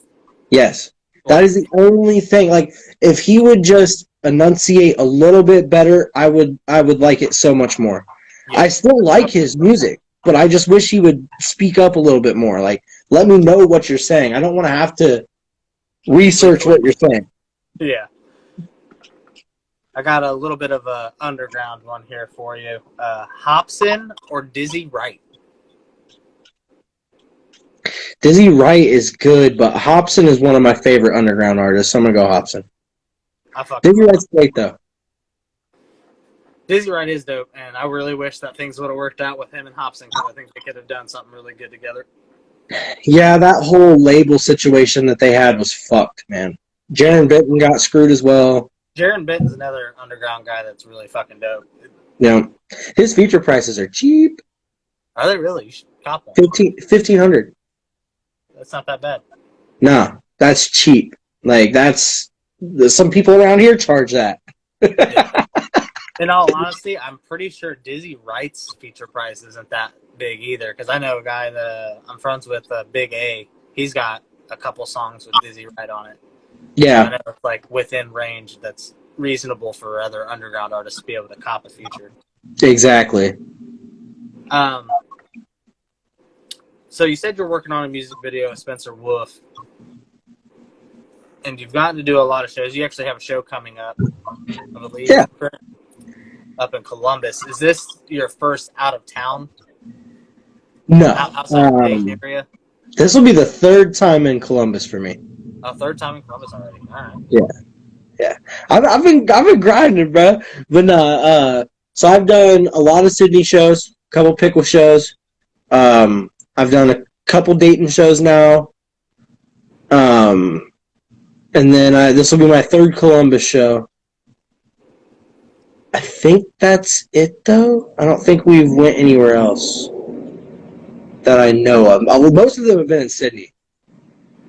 But, yeah, couple Dayton, couple Columbus now. This will be my third one in Columbus. The other two are at Scully's in Columbus. So, I mean, at this point, I like performing out of town more than I like performing in town. I like seeing new people. I like having the familiar faces too, but I don't like the whole crowd knowing what to expect every time, which is why I still try and change up. I try to change up what songs I do live. And I have a huge catalog, so it don't really affect me to be like, okay, well, I'm not going to use this song live because I did it the last 2 times or whatever. But I like performing in front of complete strangers more because they don't know what to expect. And a lot of them look at me and they're like, oh, this isn't going to be shit. And then by the time I get off stage, they're all coming up to me like, I didn't expect that. Oh, my God. What? Yeah, I know. I'm a chubby, white, nerdy-looking dude, but I just out-rapped your favorite rapper. So what you got to say to me now? But nah, for real. I really like performing out of town because no one there knows you and they don't have any expectations, really. It's kind of like, oh, this guy, we'll see what he's like.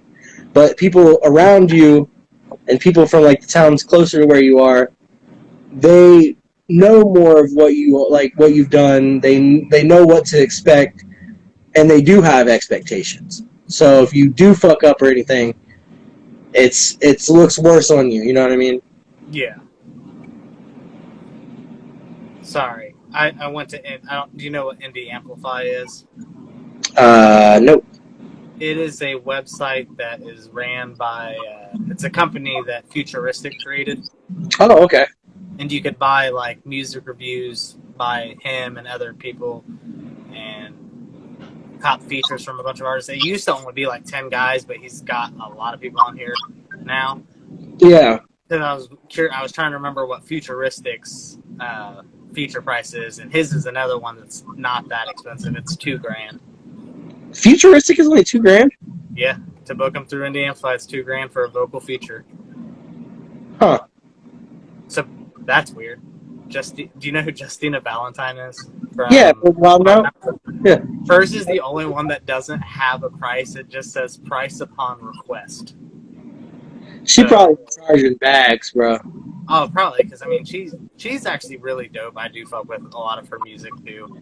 Same. But she's also just like a huge internet personality. Yeah, yeah.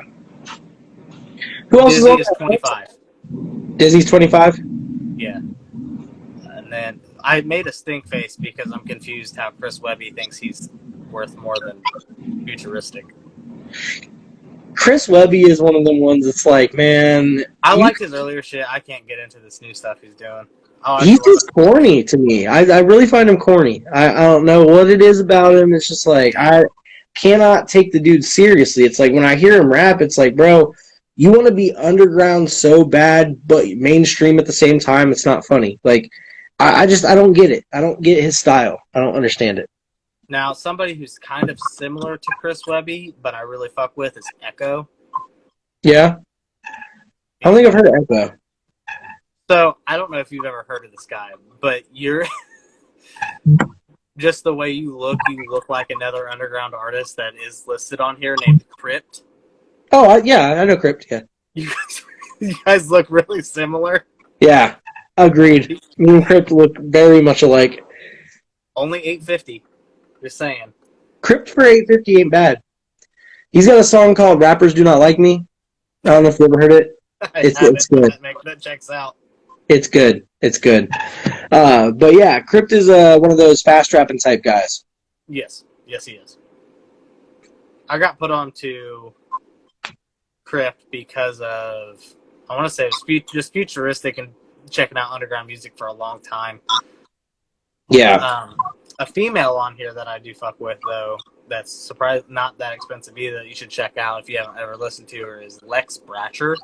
Oh yeah. Yeah, she's For sure. 1,500. Damn 50. Okay, yeah. I might have to hit Start this checking website her. up. I might have to hit this website up. That Yeah, ain't too there's bad. fun I mean, music I'm broke on as here. fuck. I'm broke as fuck, but like, man, if I ever do start making quite a bit of money off this shit, I'm gonna start doing that. I might just crowdsource 15 people, donate me $100 so I can get a feature. Trying to cut this feature real quick. Yeah. So, yeah, but I'm just surprised by the amount of people that are on here now. God, this fucking list is long. Jesus. It's still loading. Holy fuck. Okay. So anyway, what's more important to you as an artist, your monthly listeners or your followers on Spotify? Honestly, the followers is what matters more because the monthly listeners fluctuate a lot. I've been up to 500 monthly listeners before, but right now I'm at like 90 something. So that fluctuates a lot. The followers is really what matters because that's the people that like, no matter what, they're always going to get a notification about your newest shit.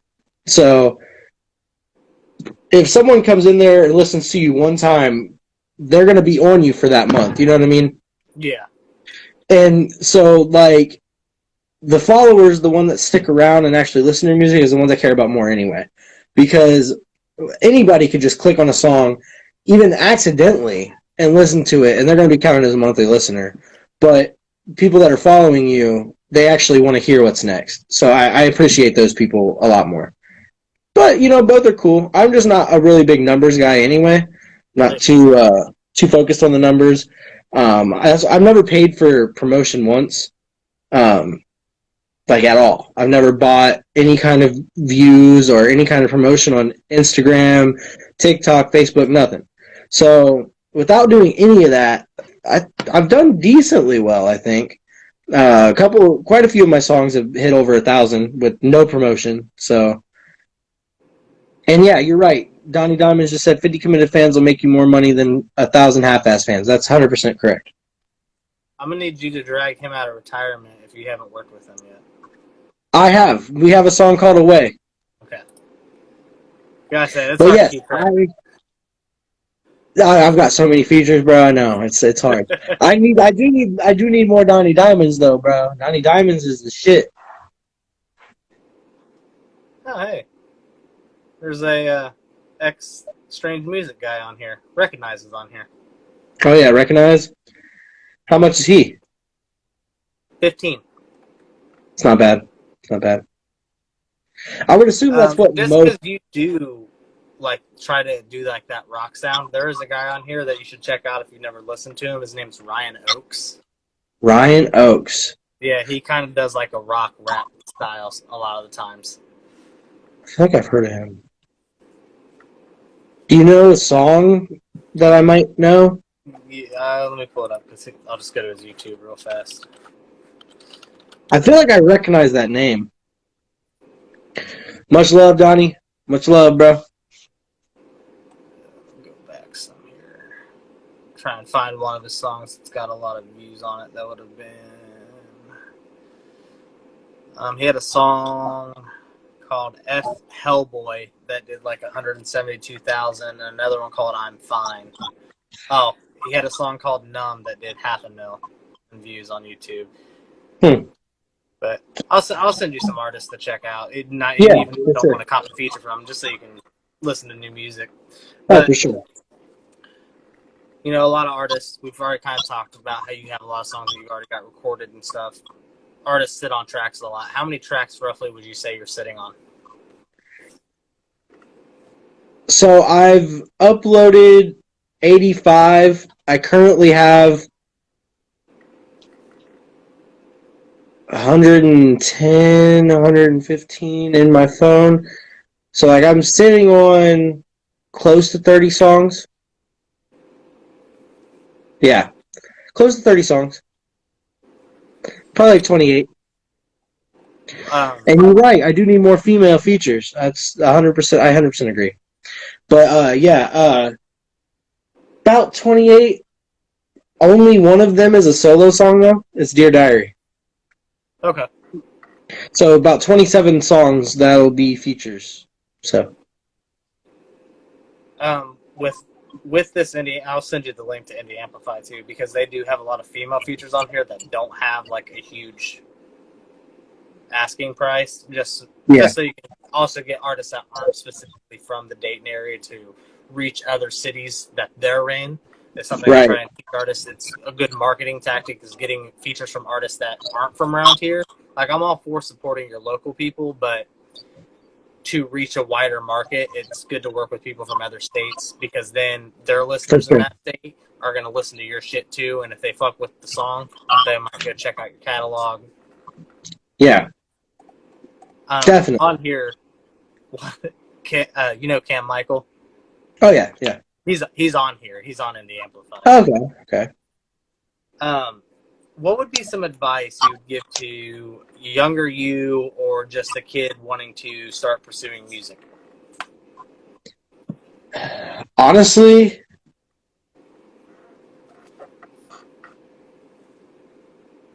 don't expect anything too quick.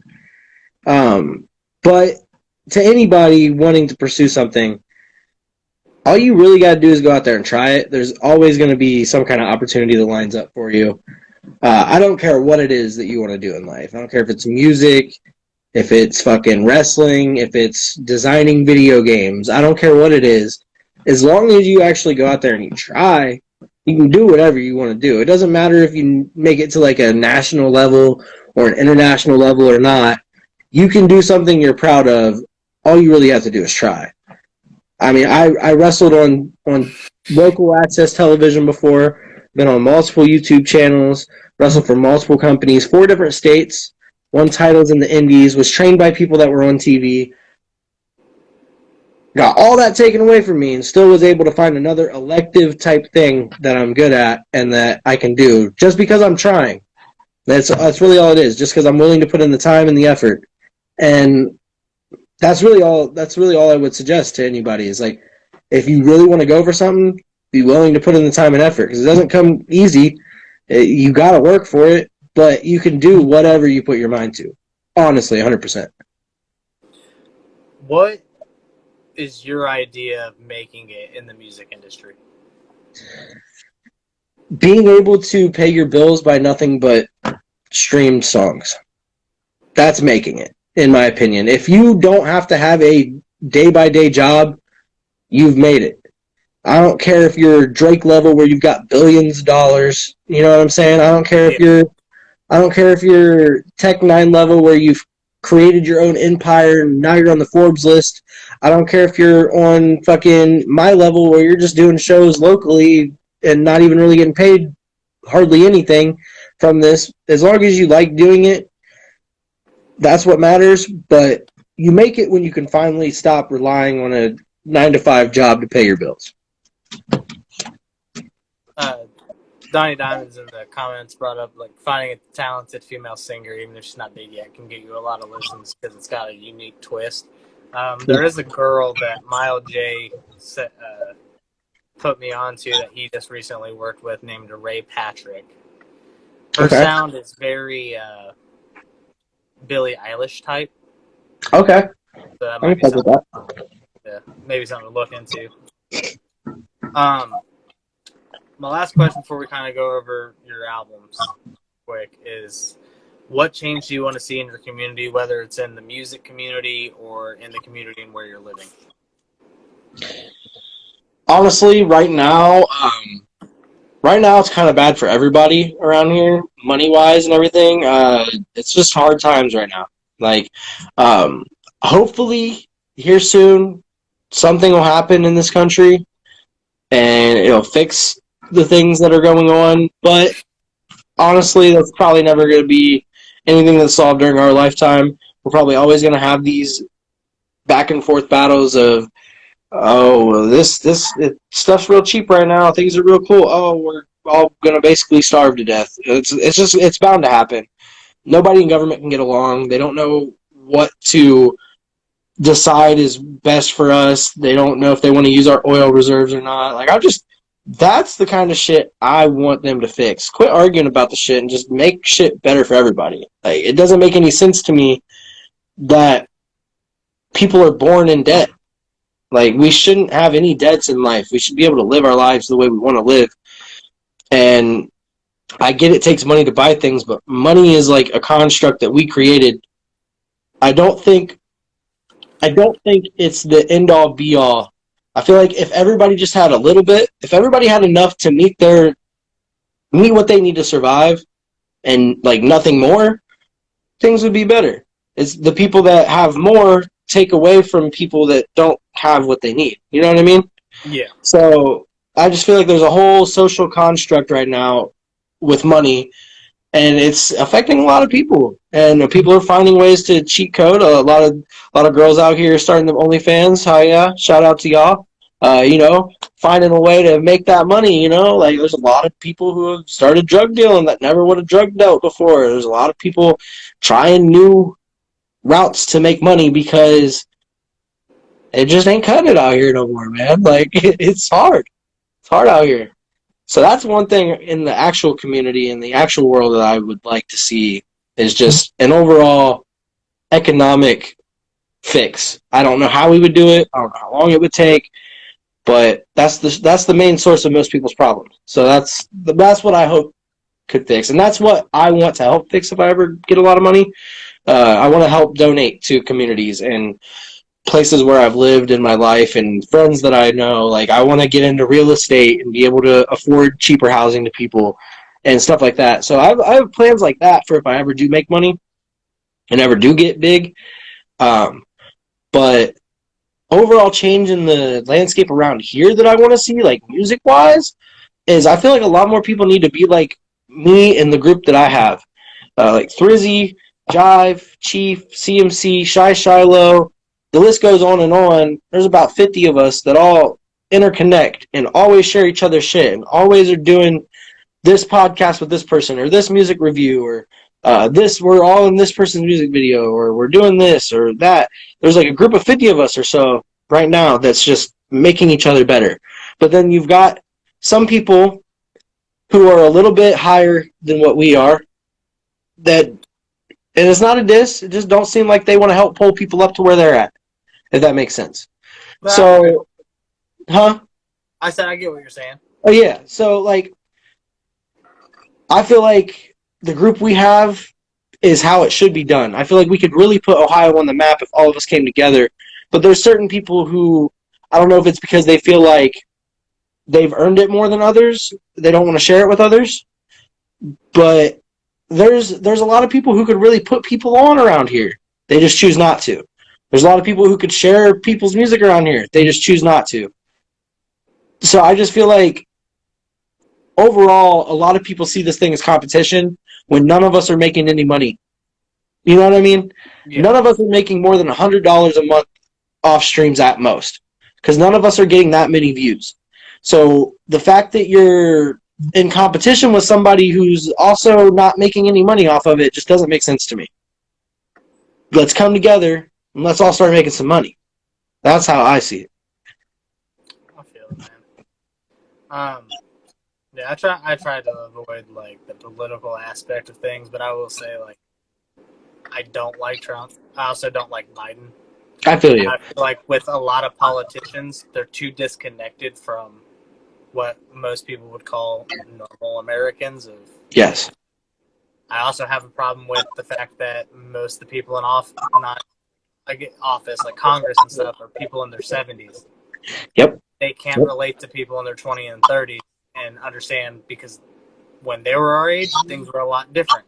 A lot different. Oh, yeah. So different. And they can't understand why we struggle. It's because there's a huge fucking disconnect.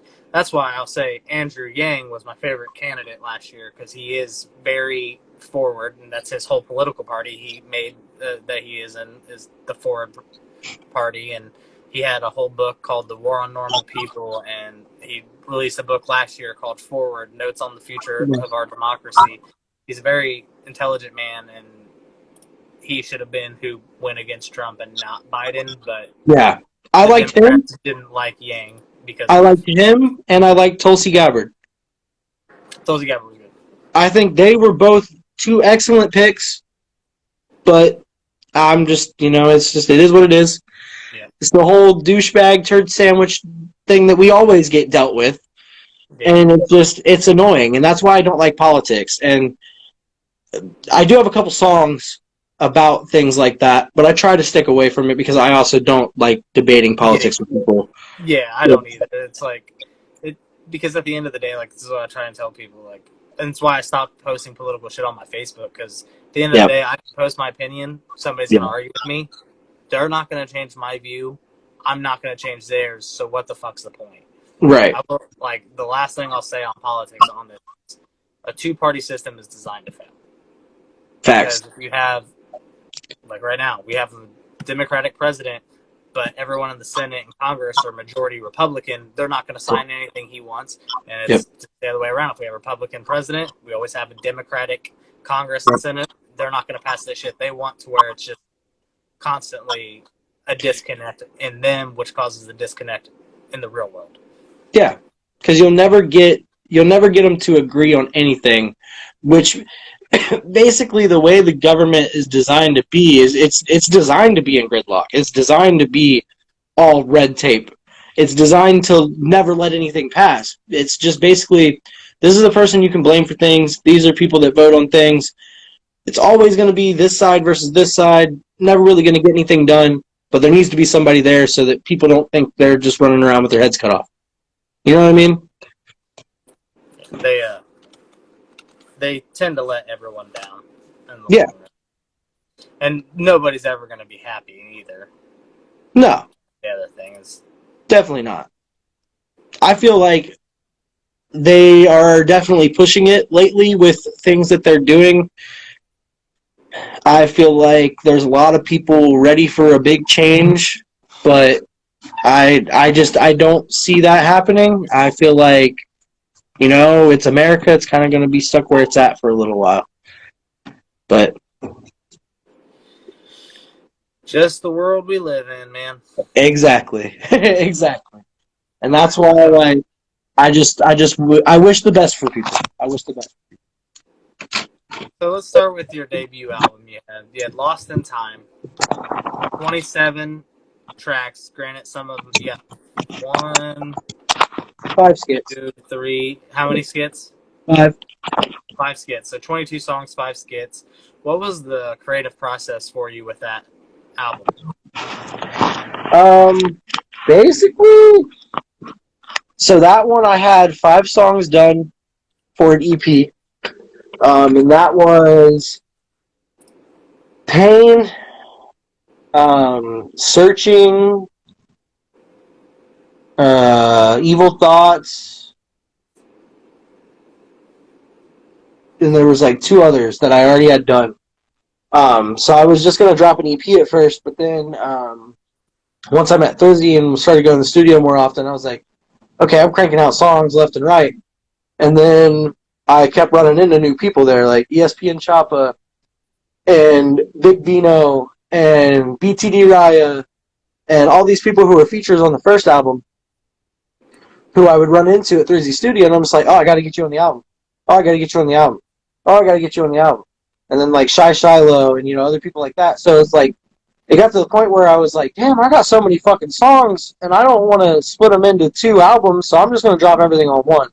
So I just dropped a big album, Tech N9ne style, and just said, fuck it, and let it go. And Lost in Time actually, I think, is up to like 26,000 views right now or something on Spotify in total. So it did decent numbers, but nothing too spectacular. But I think it just showed a lot of people that I was actually serious about this. But there's a lot of songs I don't like on that album because I progressed so much, and it's hard for me to listen to myself when I wasn't as good as what I am now, if that makes sense. Yeah. Like it's hard for me to listen to some of those songs and be like, yeah, I'm proud of that one. I was at the time, but I know I could do so much better now. Right. You know that you've. I'm trying to think of the.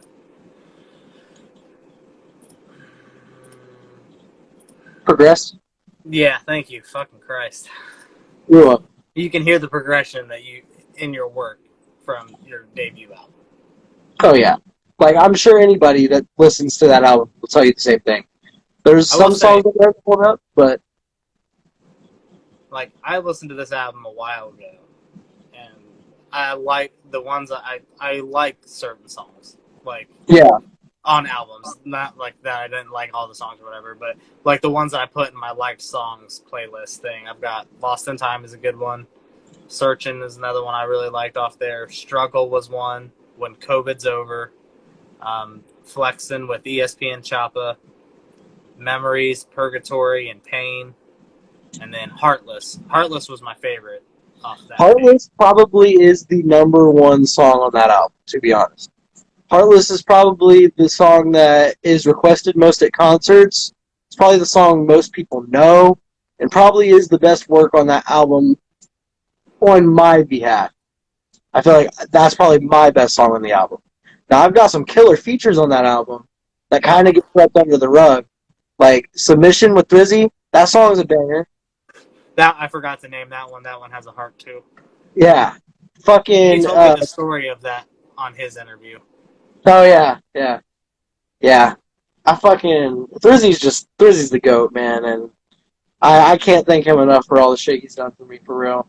Like, he got me a lot of the features on there, like Big Bino, BTD Riot, ESPN Choppa, by vouching for me and shit. So I was able to get a lot of the really good features on that album just because Thursday was like, yeah, this dude's in here working his ass off. Like, you shove him out. So, I but see your. what? I was gonna say I see the most streamed song off the album is Astronaut. That's sitting at Yes. It's like 10,000. You're 3 streams from 11. Okay. Yeah. Yeah. 3 more streams and you'll hit 11K on that song. I don't know why that one blew. I think it's mainly because of the guy that's on it. I think it's there's the Luke's XI or XI or whatever. That guy's kind of popular. What the fuck is going on in the comments right now? We're getting it's just trolls. Anyway, fucking so that dude, I feel like he's kind of popular on YouTube. I got that beat off of him and it came with the hook and like the verse with him already on it. So basically I just had to drop a little tiny verse on there, and when I uploaded it, it just started blowing up. And now it's at like almost, like you said, almost 11,000 views, and I'm like literally 20 seconds of that song. Like it, so I mean, it is what it is, you know. So then that brings us to your newest album from this year, You said it earlier, bro. I can't pronounce it. Anachronistic. First, Yeah. let me ask, what the fuck does anachronistic mean? Because I'm fucking stupid and don't know. So anachronistic basically means the same exact thing as Lost in Time. So Okay. it means belonging to a period of time that is not your own. Like, so feeling like you're lost in time or you're out of place or whatever. It means the same thing. It's an analogy. Okay. So this Or one, you something, have whatever. a lot of features again, and it's 13 tracks this time. What was the creative process with this album, and what made you stick to a smaller track list on this project? So this one, I knew I wanted to have 13 songs on. 13's my number. I was born on Friday the 13th.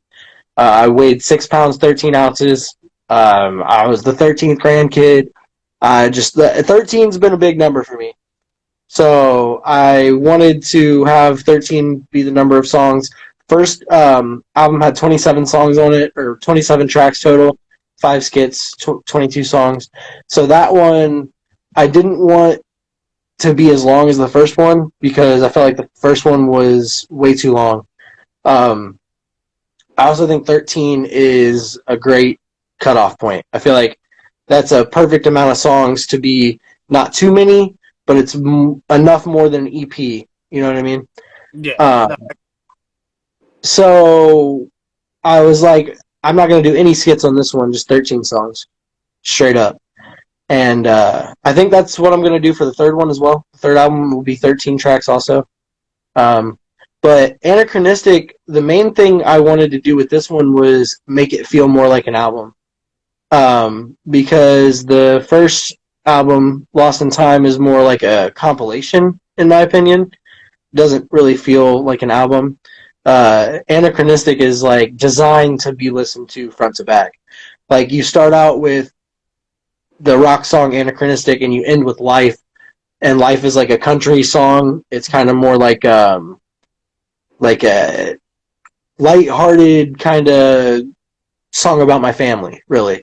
So it's like you start with like intensity and you end with like, oh, you know, it's just kind of like winding down. Like, so I designed the album to start real intense, end slower, and then you'll see what I do with the third album.